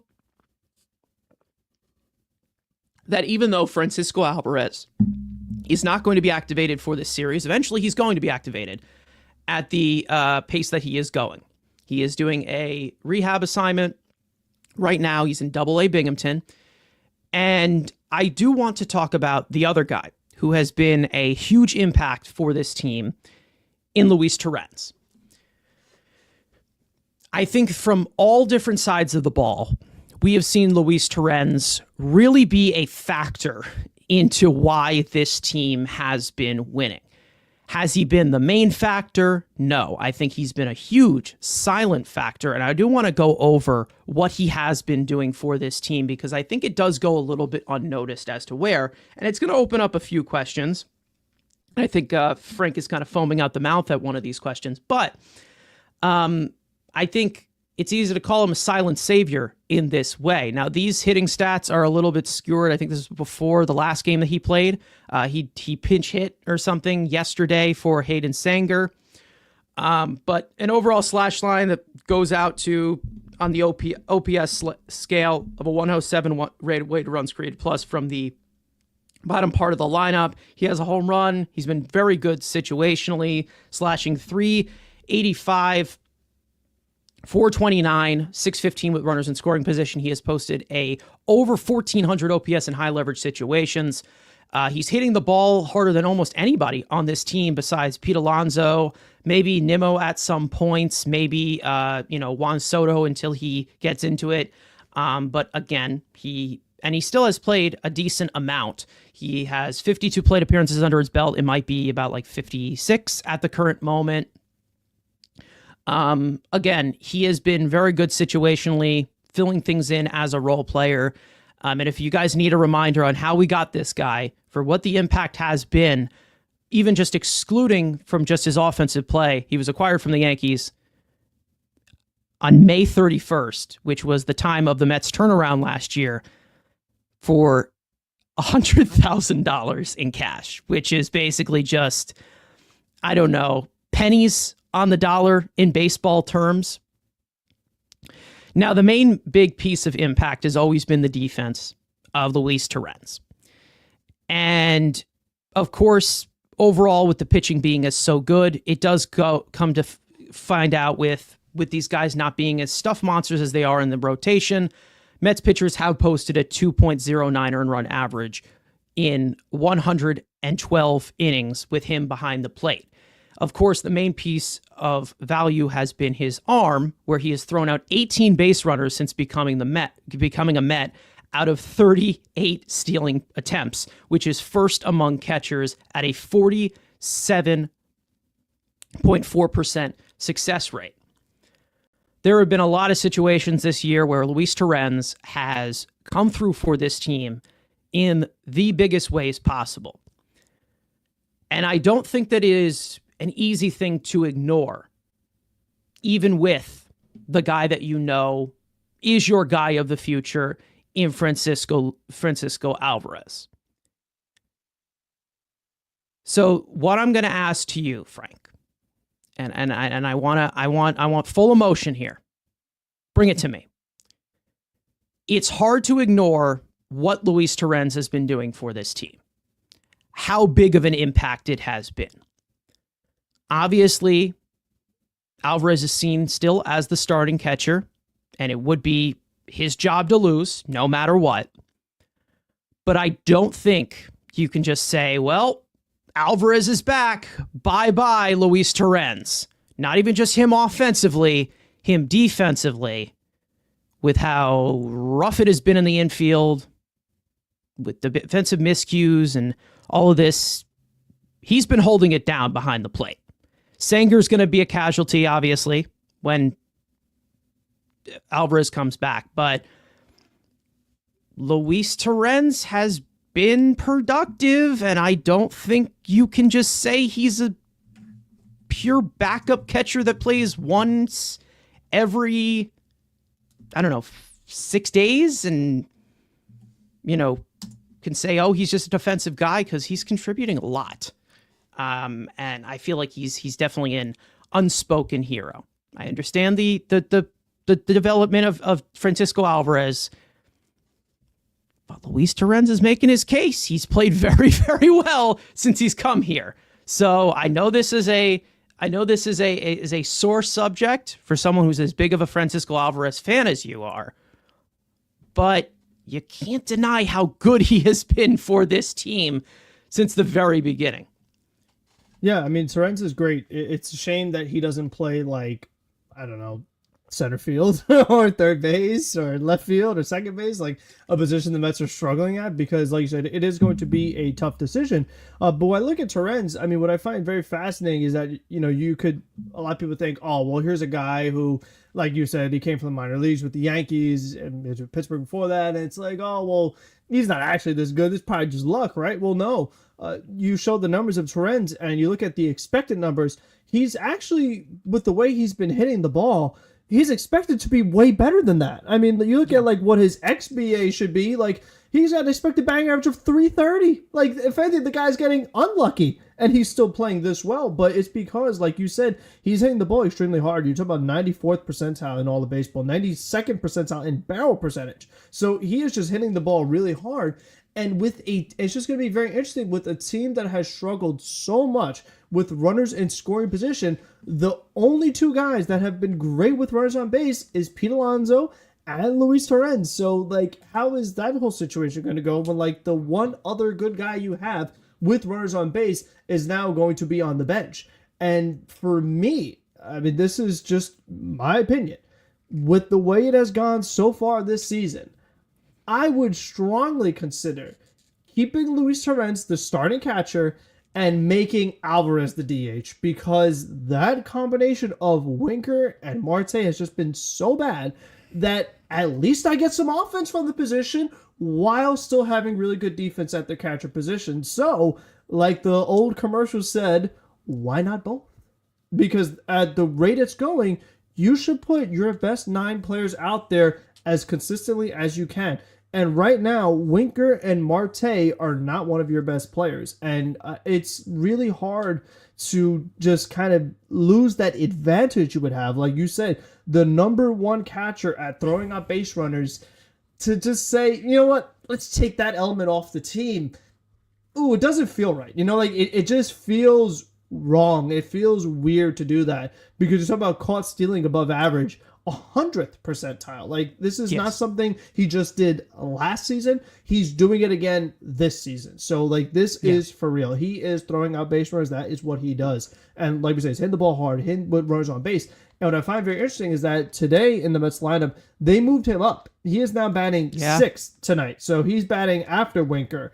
And, who's got a better game today? Is it Torrens or Winker? Because he's moving his way up. So it's like, does he bat 5th pretty soon? Is he the cleanup hitter that we need as another guy with runners on base? Because it's like, if he's so good runners on base, why not give him more opportunities? Why not move him up in the order? He's hitting the ball so hard. Why not? Because so many of the other guys on this team have not given you reason to move them up, have not shown you quality results with runners on base. Meanwhile, he has. So it's like, I want to build off that. I want to, reward him for that. So for me right now, I would like to have both of them out there. I really am trying so hard to give the benefit of the doubt with this situation, because it's not as simple, because again, Luis Torrens has earned his playing time, and I don't think that should change when Alvarez comes back.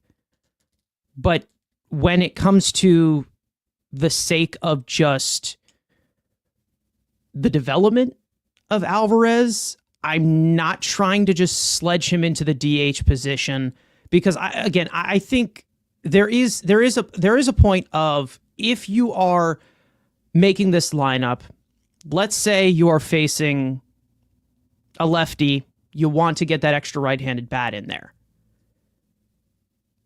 You don't really have that many starts against lefties to establish Luis Torrens as the catcher, because he's a right-handed bat, even though he's hitting both platoons well. If you want to put against a right-hander, putting Alvarez just behind the plate against a right-hander, and then putting in Jesse Winker, who's had some good ABs this year, just not consistently, that's fine. I think that I do think that the days off they give to Alvarez, he should be DHing, because I don't think that there's really anything stopping him. But there's also the fact that Luis Torrens should be playing more than just once a week to give Alvarez rest. So it's going to be interesting to see how they do that. And maybe it is going to be more of a 50-50 because of how, they want to kind of not have Alvarez behind the plate every single day because the injury was to his catching hand. So it's not like they're going to completely go full force with him here. And that's probably the main reason as to why Torrens will still get some playing time in that matter.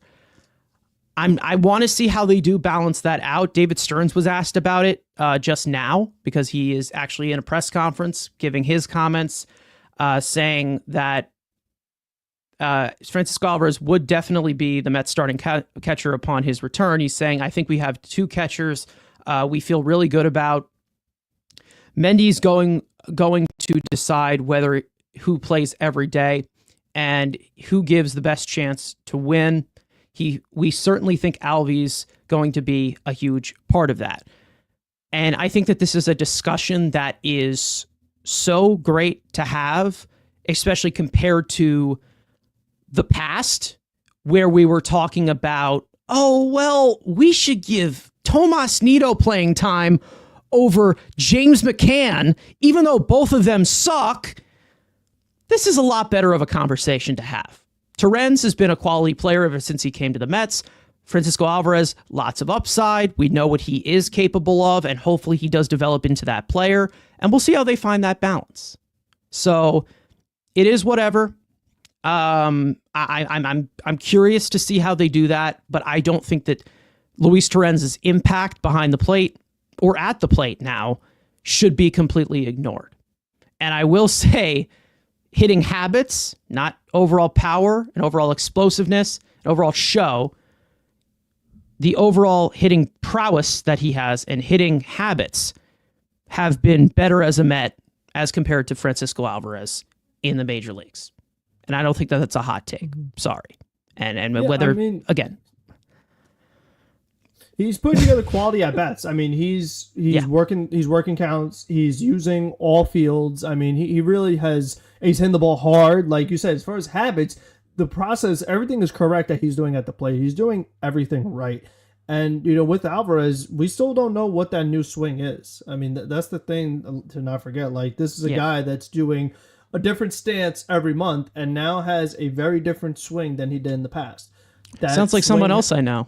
Yeah, well, listen, that swing has brought He'll him be back power. too, don't worry. I know. That swing has given him power, but the contact has not been the same. So, maybe he's got more contact now.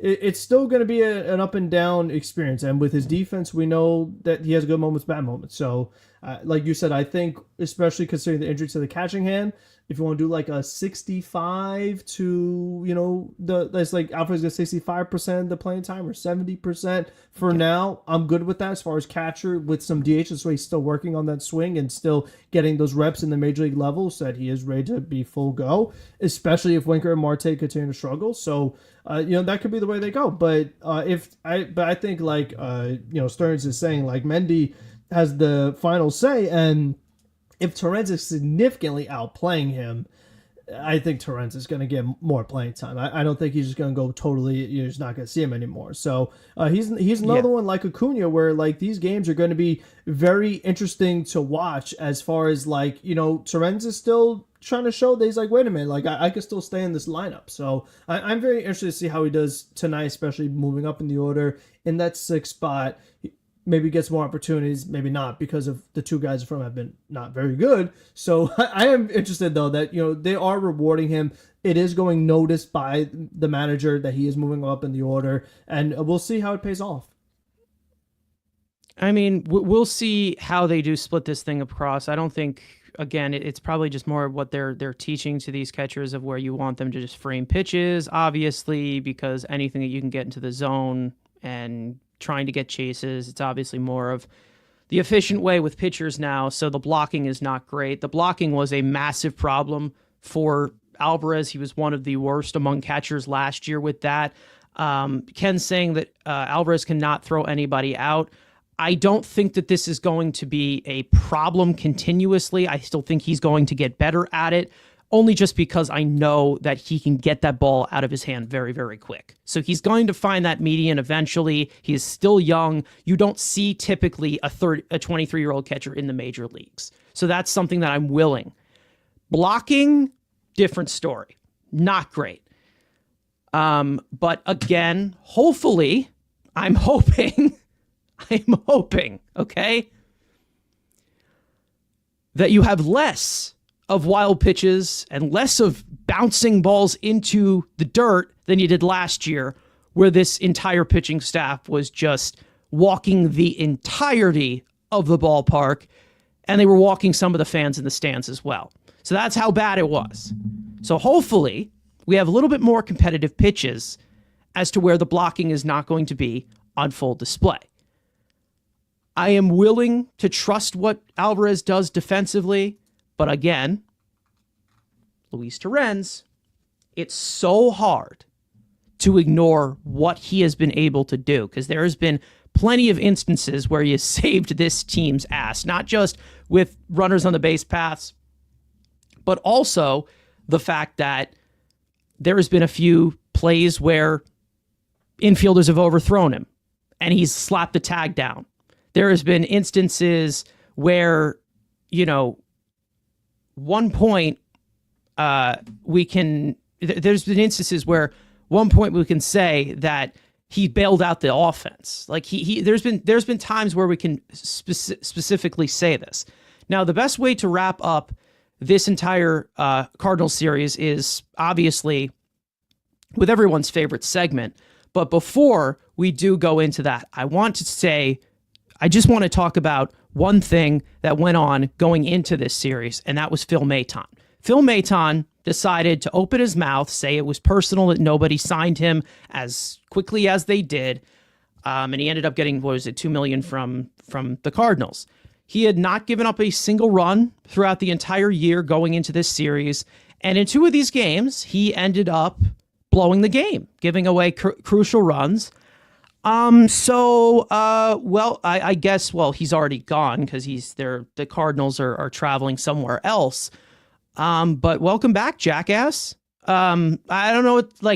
That was pretty funny to me, to be honest, for him to go to the New York Post and say that. We all know our problem with him. It was his playoff performance, and he was one of the main reasons as to why the bullpen did struggle. I found some good joy in that, especially Luis Torrens, who we were just talking about. I was about to say it. I said it on Twitter when it did happen, what was in the first game or the second game or whatever. Luis Torrens caught Phil Maton a lot when he got here. So I wouldn't have been surprised if he broke through. And he ended up breaking through with an RBI double. And who was the best batter against Severino when they faced him?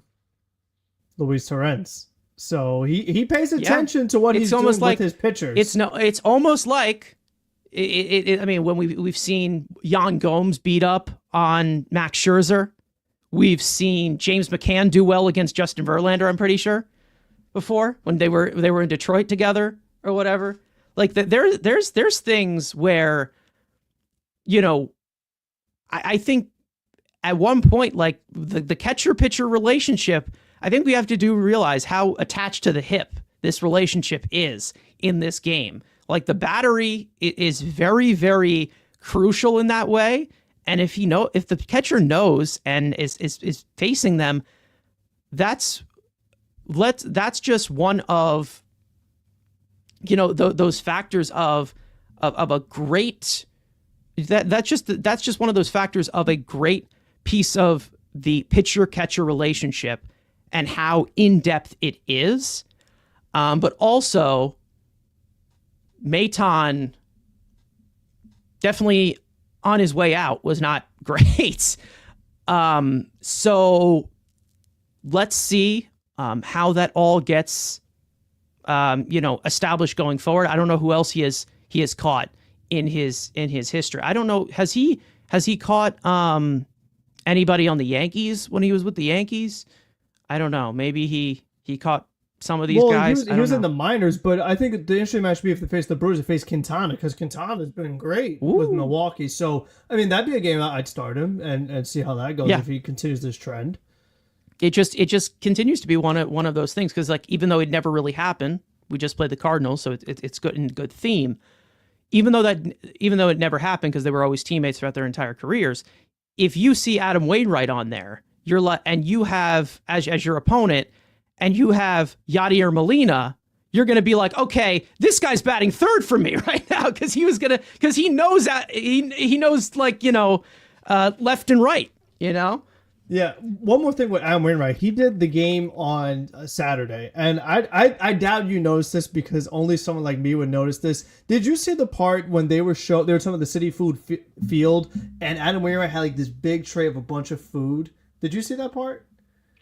I don't know. I don't. I have not a good memory on those. So when this happened, he had a hot dog with mustard on it, and Adam Wainwright showing the food. And the hot dog slid right off the plate, fell on his white shirt, and then he had a nice thing of mustard right on his side. And I was like, man, that looked like an Adam Wainwright curveball falling right on him. So it doesn't make up for 06, but I got a chuckle at seeing some mustard on that guy's shirt, because, man, I could not stand that guy. Well, I mean, if it was almost perfect. I mean, I do know that he was just yapping the whole time about his Cardinals. He was like, oh, he was starting up his love affair with Steven Matz. He's like, this guy, we're Mets fans, dude. We know Steven Matz. Broadcast. It was not national. It was not a great one, no. Yeah, the national one with Adam Wainwright on there, he was just going with it, Steven Matz, man. Like, okay, listen, I am not trying to be impolite in there, but you're saying this in front of Mets fans. We know what Steven Matz has done as a Met as well. He was a Met. He was drafted by the Mets. So if you're just going to sit here and lie your ass off about how him having some of the nastiest stuff as a left-hander, we know that's not true. We know it isn't true. Okay?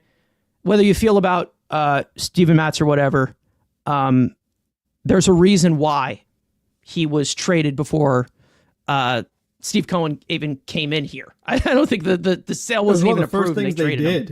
It was one of the first things they did. Yeah. So again, I'm like, dude, it's Steven Matz. I'm sure he's a fine pitcher. I'm sure he's become okay. But like, come on, man. Like, what would he be doing here? Anyways, Mets Cardinals. Best way to recap this series, the best way that we know how, is with our favorite segment, of course, that being studs and duds. One player that was good in this series, and there's plenty to look at, because it was a 4-game set, so plenty of events that happen. Like we said, we haven't talked in a lifetime through a 4-game set. And then one player that was not great in this series, and we would like to, hold them accountable for that. Or as some guy in a chat would usually say, just hate them. Okay. We don't want to do that. No, we don't want to do that. No.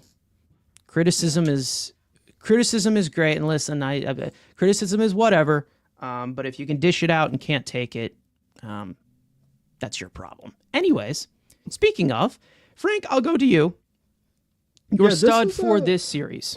This is an interesting one, because, like you said, it was a 4-game set. So, like, some guys had, like, great games in there, and then other games really weren't as good.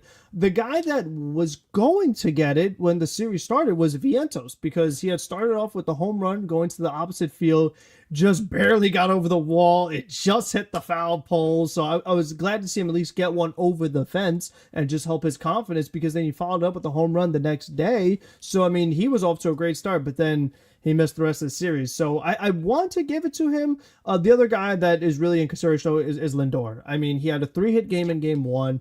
a 3-hit game in game 4, including a home run to get them started. And then he had a hitless game, but then also one of the other games he did hit another home run. So overall, because he was there for all 4, I'll give it to Lindor. But I really did want to give it to Vientos because I was glad to see him start to get those home runs, because we saw, like I said before, the frustration is very visible. Like, you could see him getting like annoyed that he was not playing well. So I feel like just seeing him start to string together some home runs, I feel like it would help him relax and you see him be more like himself.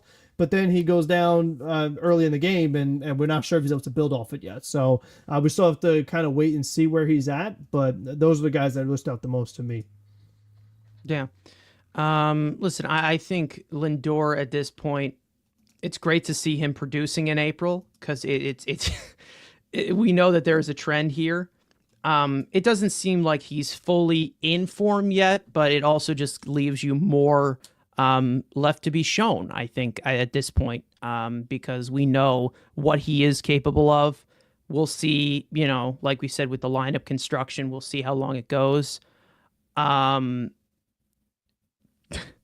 Anyways, but when it comes to my stud, I actually do, even though we did talk a little bit about him earlier, I want to give this to Griffin Canning because of just the fact that he was able to muscle through the six innings. Also kept them in the game. And it seemed like when they played this thing batter to batter, he was getting a lot better deeper into this game. It didn't seem like he was really losing his, effectiveness. I don't know where the hell that came from. It didn't seem like, we saw a completely different pitcher after a certain amount of up downs. It seemed like it was a very consistent start. And from start to finish, he was able to get those chases, able to expand the zone, and also just completely put batters away as well, specifically with the fastball, because he got a decent amount of swings and misses on the fastball. Now, obviously, his fastball is not his best pitch, even though he is getting those results with it. It's more of just basically the overall arm angle that he throws at, the overall shape of his pitch. It's something that if he does not locate it properly to a certain degree, it's going to get crushed. Haven't seen it got crushed yet. Has Griffin Canning, let me ask one thing. How many homers has Griffin Canning given up? This season, I actually think he might have given up 1, I want to say.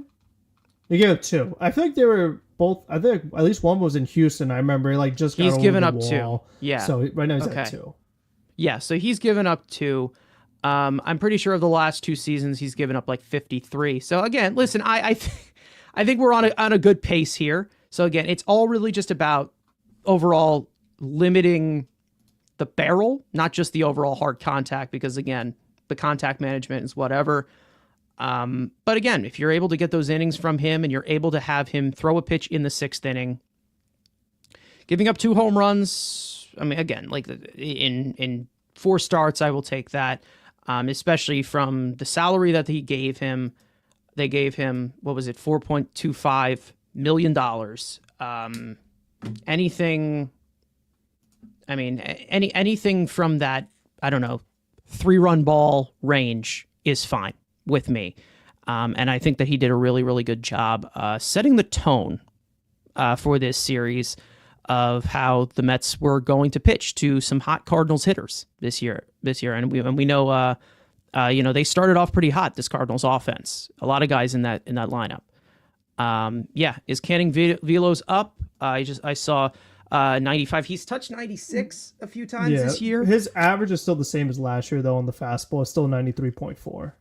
Well, yeah, which is fine. Which is fine, especially if he's pairing it up with a slider that is a plus pitch. His changeup is really good as well. So slider's his most used pitch. It's all about the utilization. It's 50-50 with the fastball. And then as far as like the cutter, 2%, curveball, 2%, sinker, 1%. So he technically has 6 pitches, but really just uses 3 of them. So it's been very interesting to see the way he's approached his starts. Yeah, these are pronated pitchers, the guys who spin the ball in a certain direction. And it creates that deception even without a certain amount of arm angle, which is also an arm angle that can be really picked up by left-handed hitters. And I think that the splits have been good with him, like lefties and what's righties. interesting is that like he throws the four-seamer, the sinker, and the changeup towards like the inside of the right-handed hitters, but then the slider, the curveball, the cutter both is more homers breaking have been left. both homers have been to right-handed hitters, and it seems like he Okay. gives up more to lefties in his career.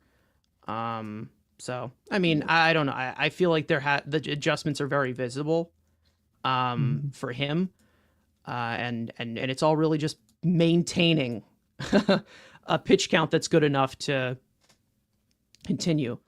Yeah, the Mets couldn't fix Mike Vassell, but they fixed Griffin Canning. Vassel's a different story. Yeah. It's again, it's all really just more of how they want to, it's all really just how they want to have this certain amount of pitch sequencing.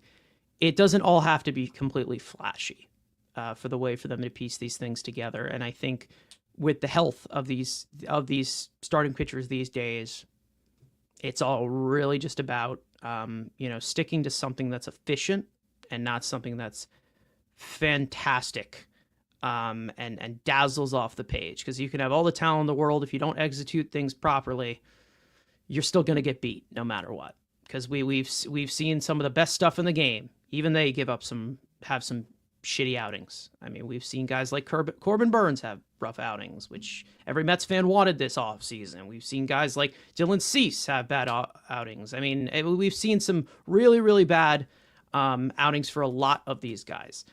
Speaking of bad outings, great segue there. How about a dud for this series? All yours. Yeah, I'm going to have to go with one of those DHs. This time it's going to be Jesse Winker. I mean, he was 0 for 6 in the series. And still, what I'm not liking is with the 2 strikes, taking the fastballs over the plate, and then arguing with the umpire. It's like, dude, what are you looking for? Like, why are you complaining to the umpires that you're the ones taking fastballs over the plate and like expecting something else? And it's not quite there, but he's getting in that territory, Carson, of a left-handed DH who does not want to move the bat off his shoulders. It's getting there. It's getting there. It's frustrating. Relax. Some of these at-bats with men on, too, like, it is frustrating that your DH, the guy's a designated hitter, is not hitting the ball. So I'm just saying, some frustrating ABs. He's not there yet, but it's been a tough watch. Yeah. Listen, Winker hasn't been great. Neither has Marte. We already talked about this platoon already. I much rather would just, if it was a option between these guys, I would just pretty much start Winker and put him in the bottom part of the order.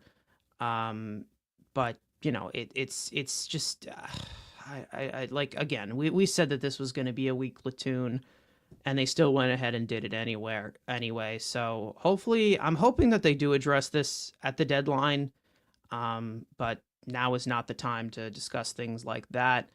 I am going to go to Jose Budo on this one. I think you said, what was it called? I think you had him as your dud last week.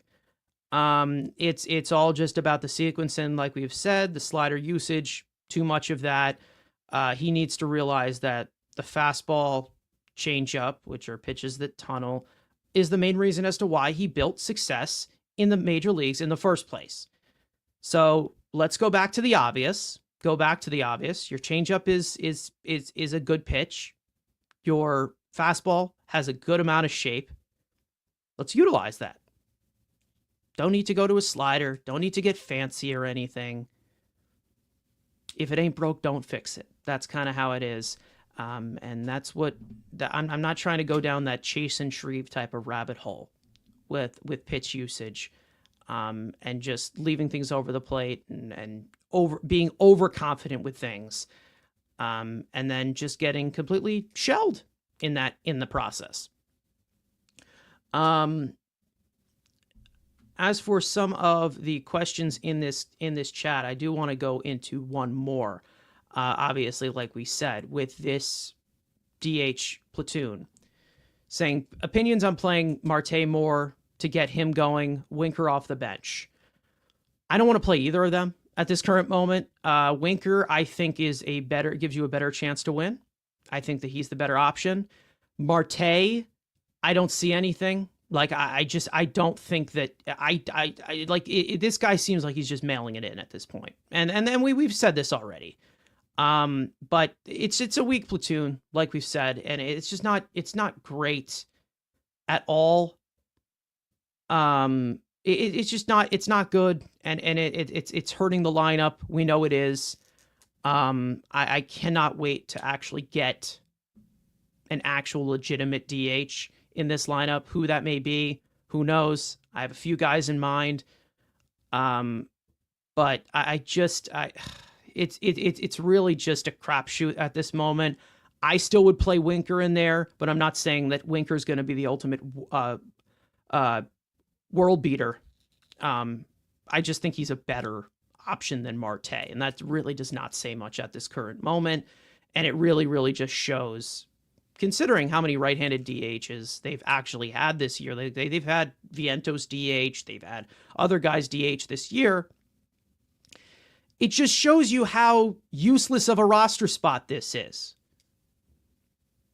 But hey, what do I know? You're in this situation. No one warned you, right? I didn't warn them at all.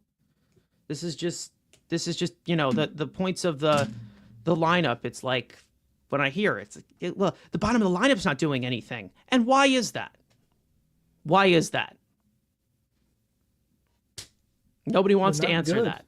Yeah, they're not good. And also, for his career, Marte is not a good pinch hitter. So that's another thing you have to consider, too, is that if you start Winker and your plan is to bring Marte off the bench, he's not good off the bench for his career. So, and that's even when he was good.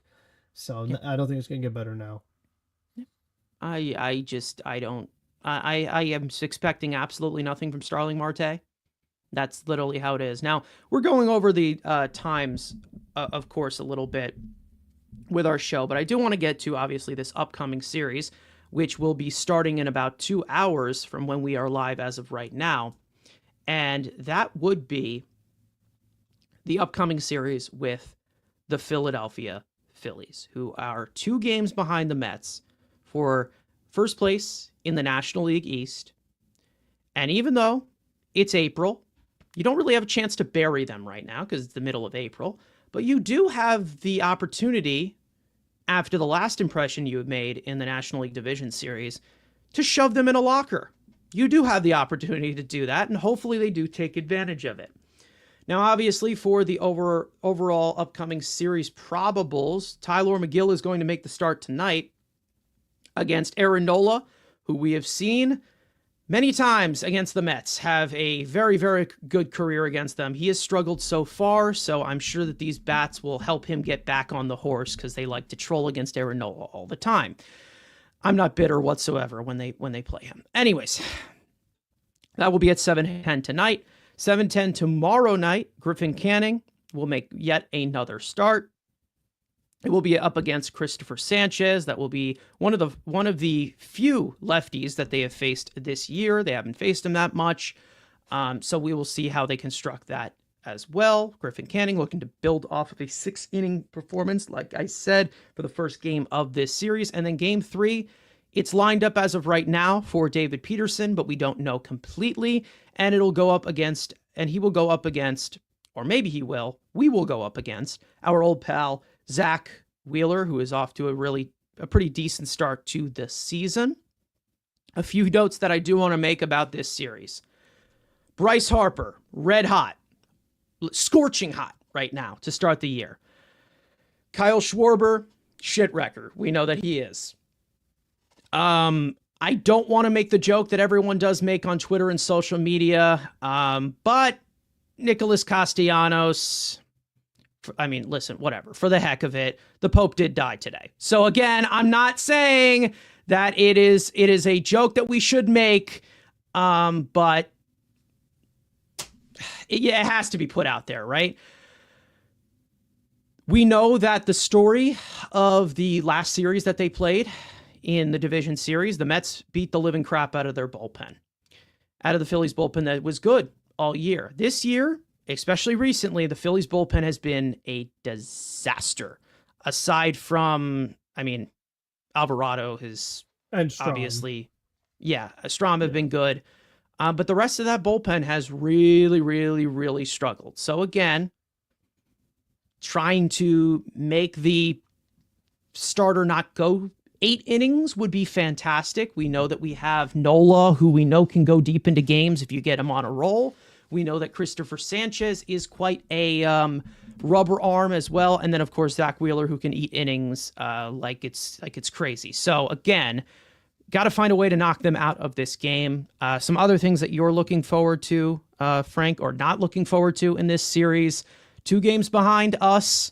All we have to do is win 1 to maintain it at the end of the series, to maintain first place. But I would like to see a little bit more than that. I'd like to see the continuance of Philly getting destroyed by us, because we've seen them put us in a hurt locker before. Yes, no, it's been it's always an interesting time when you face the Phillies. Some more guys to go over. Like I said, Bryson Stott moved up to Leo's spot, playing better. Trey Turner's gone off to a slow start. He's in the 2-hole, so he's sandwiched in between Stott and Harper. Do we give him an ovation? I wouldn't. I'm not cheering Trey Turner. Another guy who has had some interesting interaction with the crowd in his career, Alec Bohm, especially in the Philly crowd I'm talking about. He's hitting 177, so he's another guy. How is he going to get it going? Real Muto, been a struggle for him. Is he going to get going? But to your point, Castellanos, he's been their best hitter. He's hitting 319, so he's been doing really good. But more so, like, when you look at the pitching department, Nola is, like, always the wild card when it comes to facing the Mets. Like you said, we've seen him be awful against the Mets, but we've seen him be amazing against the Mets. So, yes. Which Nola will get tonight, I'm very interested. Don't swing at that curveball when it's going in the dirt. So I'm glad that Winker is one. If one game you're going to start Winker, I'm glad it's today, because he's not going to swing in general. So when Nola's trying to get chases, trying to get out of jams or runs on base by throwing that curveball in the dirt, don't swing. So I'm glad that we'll have Winker out there to at least protect that. But like you said, these are guys that work deep into the game. I feel like Wheeler in the daytime is always just impossible. So I'm not looking forward that game is at 1 o'clock. I feel like he's tough to beat as is, but I feel like in the daytime is even worse. As we know, you have to get him in the first inning. If you don't get Wheeler in the first inning, good luck, because once he gets on a roll, he's on a roll. And he hasn't been as good this season. He did have a rough outing where he got beat up pretty bad. So, we'll see. Christopher Sanchez, just another solid pitcher. That's what this Phillies team is built on. They're built on their rotation.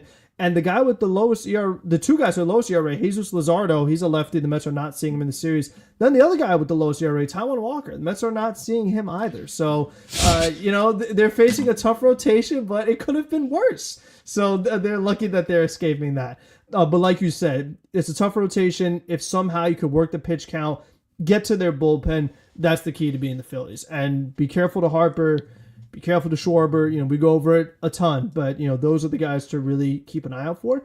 And one of the other things I'm very fascinated by is how they utilize A.J. Minter. Because at first, we thought this is what he was brought in for. Face the big lefties, face the Harpers, face the Schwarbers. But Minter so far has strictly been an 8th inning guy for the Mets.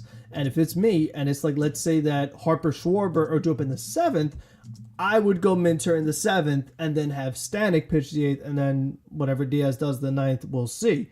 That's how I would approach it. But, the Mets have been pretty consistent with Minter does the 8th. So I'm curious to see if they're willing to change it up depending on the matchup. So this would be a very good test. Like I said, they're playing a top 10 team. It's the Phillies, it's the division, so there's always a lot that goes with it. And I'm just really interested to see how it goes. Bryce Harper is 2 for 14 in his career against A.J. Minter. So maybe that is one of the keys. Minter, though. We also have Danny Young here, who also throws left-handed and could be a huge factor. We might as well get Sean Gilmore while we're at it. Yeah. And Harper's 1 for 4 against him. Against Danny Young? Wow. Yeah. There you go. There's your secret weapon. Yeah. 4 over 4 fielding independent pitching for Taijuan Walker. That's what I thought. Okay. Anyways, great.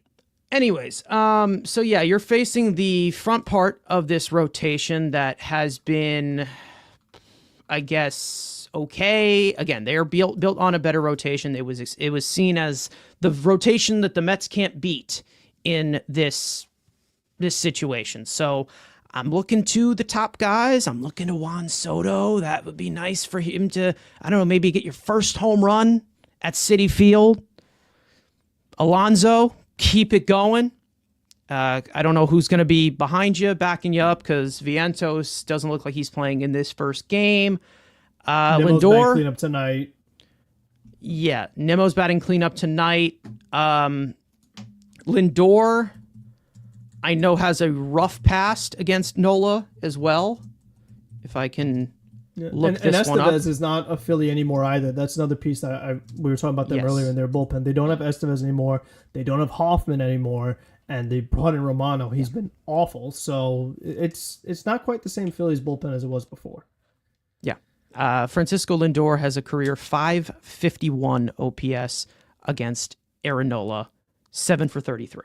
So he struggled against Aaron Nola. I'm going to guess it's a lot of the breaking balls as well. He's also hit him many times before as well, which is odd. And he's never homered against Aaron Nola, especially.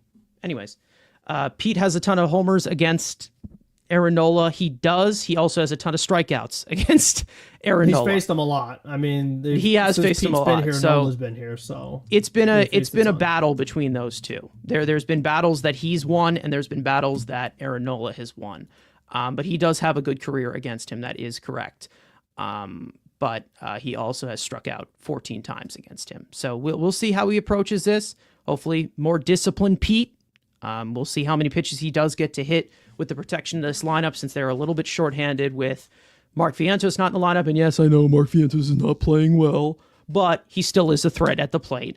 He killed the Phillies last year. So he did kill the Phillies last year. So.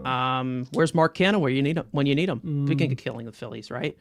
But either way, some other things in terms of the Phillies bullpen. We'll see how the matchups go. Like we said, I'm really, really hoping that obviously with the rotation, we know that these guys can go deep into games, but once they come out of the game, and once you give them a chance to pull them out of the game, they do need to capitalize on these situations with runners in scoring position, because the situational hitting is going to be very, very important against this bullpen, because not only has it been struggling, but it also has been struggling to throw strikes. So some of these uncompetitive swings and these uncompetitive ABs, there shouldn't be that many of them. If they're not going to give you a pitch to hit, don't fucking swing. Please, don't be waving at things. We know that from the other side, we know that their discipline as a team has definitely improved a little bit. We'll see how the Mets can expand the zone that way. Tyler McGill, I'm looking at you. Let's see how we can, this is going to be one of his biggest tests to see if this is actually legit, what he has been doing. The underlying numbers for Tyler McGill have been solid so far. Last year around this time, they weren't. So we'll see if he can continue that. I know that a lot of people have been talking about him on Twitter as a possible breakout candidate. So far, a 1.4 earned run average. So that defines him completely as a pitcher. And we don't have to say more. This is our game one starter for the World Series. So again, but either way, McGill, there's no reason to walk anybody. There's plenty of stuff that they're going to swing at. Make good pitches. That's all I have to say. Canning, I don't know how this is going to go. We'll see. But when it comes to, I don't know if it's Peterson for game 3 because it hasn't really been confirmed, but he is lined up for it. It seems like Peterson is probably, out of this entire rotation, is probably the best matchup for this Phillies team, and he has been for quite a while. He's done very well against the Phillies in his career because they've had this similar lineup for quite a while. And he relies on Chase. He's a left-handed guy, so I mean, he's a perfect fit. He also relies on ground balls a lot, and Philly is a very upswing type of team. I'm trying to see the overall numbers he has because I know, yeah, he's done very well against the Phillies recently. I know he started off pretty rough though, in his career, but he's done very well against them recently. So we'll see how it is. But again, it's going to be a true test as to what consistency can hold up. This is your first team that you know of notice in contention that you are playing. We also did get a report about Jose Siri from David Stearns, some other notes that we're getting from him that are coming in from his press conference saying that Jose Siri is going to miss 8 to 10 weeks with the fractured leg. We knew he was going to be out for a substantial amount of time. So again, center field is going to have to be a question that we talk about. But I think, let's see. I know it's very early, and just out of curiosity, this is a good question. Do you want to extend David Peterson this offseason? No. I don't. It has nothing to do with my history with him. It's just pitchers I'm not, I can't, I really can't see going out of my way to extend a pitcher. I think personally, like, yes, he's kept up consistency. He's developed well.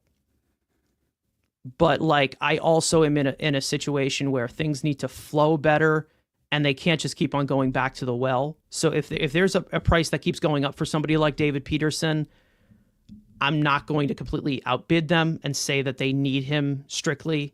And he's the only guy that can get the job done. He's been very good for them recently so far, has had a solid start to the season. But I'm not, I would not do that. I feel like the time to do that has passed. I think that once you get into the arbitration years, you know that at this point, they're going to go into free agency. It all really depends on their positional value. But with pitchers, I'd let anyone go at this point. I really would. It's just how the position is structured now. That's literally it. I don't know if that's how you feel about it. I'm not really. I feel like you can always find someone else that can take over the reins there. I don't think that David Peterson is someone who's irreplaceable in this rotation. And I feel like that's the type of guy that you see someone overpay on the market for their services. And I'm not going to an extreme with David Peterson. I'd much rather go through with the pipeline of pitchers that you go and see what they can give you. Yeah, I mean, the hope is that, Pearson, he's had to be in the Mets rotation because they haven't really had many other options. But the hope is that there are options on the way, whether it's Sproat, Scott, McLean, Tong, Tidwell. Like, they have pitchers that slowly but surely are getting there. So you hope that once they are ready to go, that the Mets will have more rotation options compared to extending David Pearson, who then would be turning 30, already has a little bit of injury history. So we'll see. I mean, he's been solid, but the hope is that, like you said, you don't have to invest too much in pitching.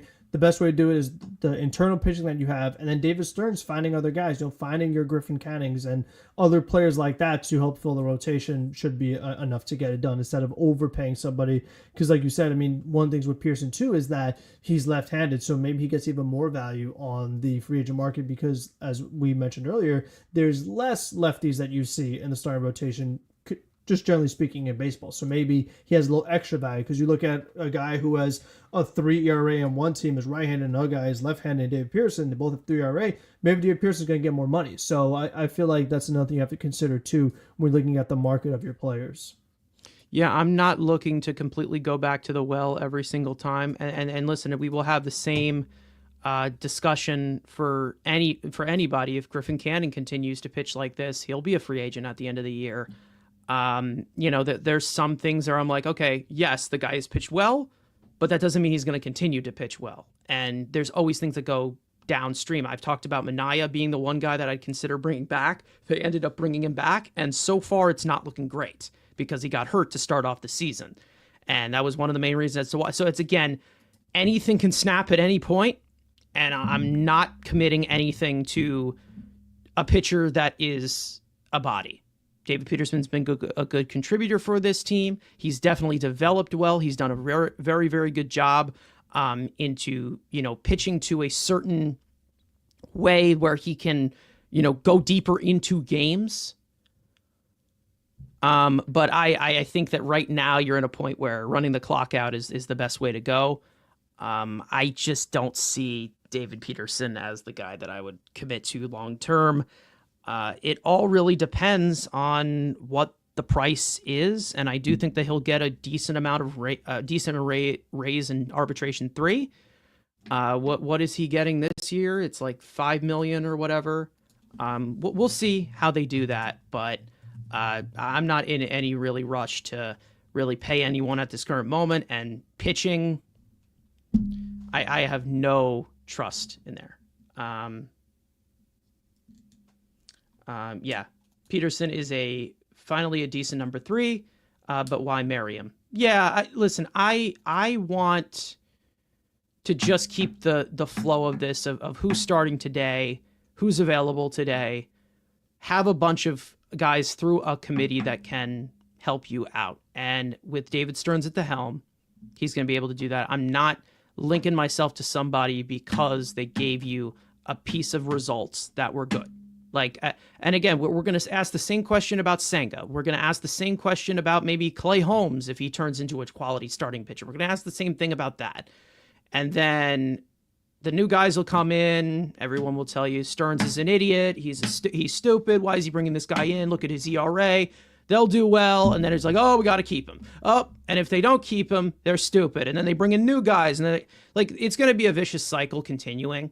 So it's all about what they traditionally see.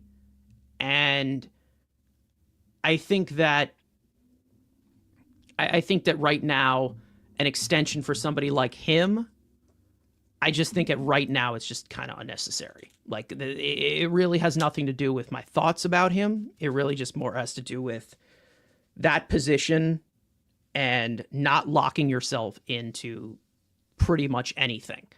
Building from within, David Peterson is a homegrown guy, but I'm not going to the ends of the earth to extend somebody like that. And that's actually a really good question, though, because obviously that's more of a future topic, but we'll see how they plug some things in.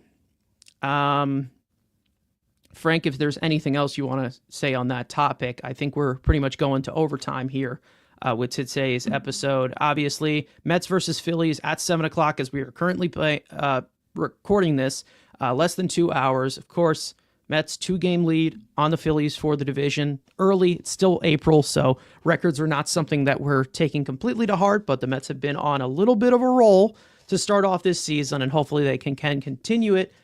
Let's see. Who goes yard? Who goes yard tonight? Do you want to pick we could do like a home run lock for every single series. We could do something like that. Oh, for the whole series or just for the one game? Yeah, throughout the entire series. Who's going to hit a home run in this series? Because I think there's an easy one named Pete Alonso who could go deep. Bet. Yeah. But he's actually more of a contact hitter now, and I don't really like him. I'm gonna go with Brandon Nimmo to homer in this series. Somehow, some way, he's gonna do it. Yeah. And all of you are gonna shut the hell up about my king. Yeah. So I have Soto. I think he's, like you say, he's due for a Citi Field home run. It's the Phillies. He's due. But one other guy I have a slight, little inkling might get his first, Acuna. Because last year, I was at the game where they faced Christopher Sanchez. It wasn't the playoffs, it was during the regular season. And Acuna did homer off him. So maybe he's seen him before. Maybe he could get him again. So I'll take him as like the sneaky pick. All right. So I guess predictions as for this series. Let's say 1 out of 3, 2 out of 3, 3 out of 3. You guys can let us know in the chat of what you guys think is going to happen for this series. I'm going to go... I don't know. Usually what I say is the complete opposite. But you know what? I think right now, considering the positions that they are in, I'm going to go with the Mets sweeping this one. I'm going to say they're going to sweep this series. I think that they match up very, very well with this Phillies team, and I feel like they have their number fairly well, and they can get into these battles. And I think that they have a good answer for every single piece, every weapon that they have. Did we see it last year? Absolutely. It was half and half in the regular season. But this series, in my opinion, is the Mets to lose. That's how I view it. I think that this is the Mets series to lose. And I feel like right now, the Phillies are more desperate than the Mets to do things. And hopefully they catch them on their heels. So I'm gonna go with a sweep here. I know that I'm always seen as the negative guy and I'm always mean to everyone. But I think the Mets are gonna sweep this series. And maybe that'll change after the first pitch is thrown, and I'll be like, yeah, they're getting swept. They stink. But I think that the matchup is really, really good. This is one of the contenders that I'm like, okay, the Mets can take this team. I know they can. Frank? Yeah, I mean, it's an interesting one. Like you said, it is a very interesting matchup. For me, I'm not going to say a sweep. I'd say, if anything, Mets would take 2 out of 3, only because of the struggles they've had with the runners in scoring position and just how many guys they've left on base. I don't think that gets any easier facing this rotation. I feel like, you know what, if you're struggling hitting bad pitchers with runners on base, well, how do you do against pitchers who are actually very good in the rotation? Especially, like I said, Wheeler. I just don't see him winning game 3. I just say Wheeler in the daytime, it's just a recipe for disaster. It's the third game of the series, especially if you've already won 2. Like you said, be extra aggressive. I just don't see him taking that third game. We'll see. But, you know, they've had some really good battles with the Phillies recently, so we'll see how that ends up. But I think we're going to wrap it up here, and we'll kind of send you guys to Citi Field, even though it's about an hour and a half left. Yeah, you guys be waiting at the gates. Yeah, wait at the gates. Go ahead. But yeah, Tyler McGill on the mound tonight against Aaron Nola. We'll see how the offense does. Nola's been very streaky with us. But Frank, I'll go to you for any other stuff. Any other stuff that you want to put out there going into this next series? Or no, anytime you beat the Phillies, anytime you beat the Phillies, I mean, it's awesome. So you always want to get that done. Which is very important to remember that in 1996, Lance Johnson hit 21 triples to set the Mets record for most triples in a season. So just thought we should leave with that note. Wow. Is he related to Jeff McNeil? What are you specifying? I'm just saying, it'd be nice to hit some triples. You know, they're exciting playing baseball. Winker's had a few this season. Maybe he can get another triple for us. So that would definitely help us as far as face these Phillies pitchers. Hit triples. Yeah. Maybe Castellanos falls down. I mean, for me, I'll just say, usually if you see yellow snow, not something that you should eat. So that's another thing. Either way, thank you guys so much for watching. We hope you enjoyed the conversation. For those of you listening, watching on playback, you want to join the conversation live in the future, make sure to subscribe to the Mets Weekly YouTube channel. Turn on those post notifications to know when we go live. Make sure to follow Mets Weekly on X and on TikTok, which feature Frank's post-game reactions following every single regular season game. Follow all of us individually, including our third co-host, Andrew, who is not here today. And of course, to finish off this homestand after a brilliant 4-game sweep against the St. Louis Cardinals, Mets-Phillies, division rival. Let's go Mets, and we will see you guys next time.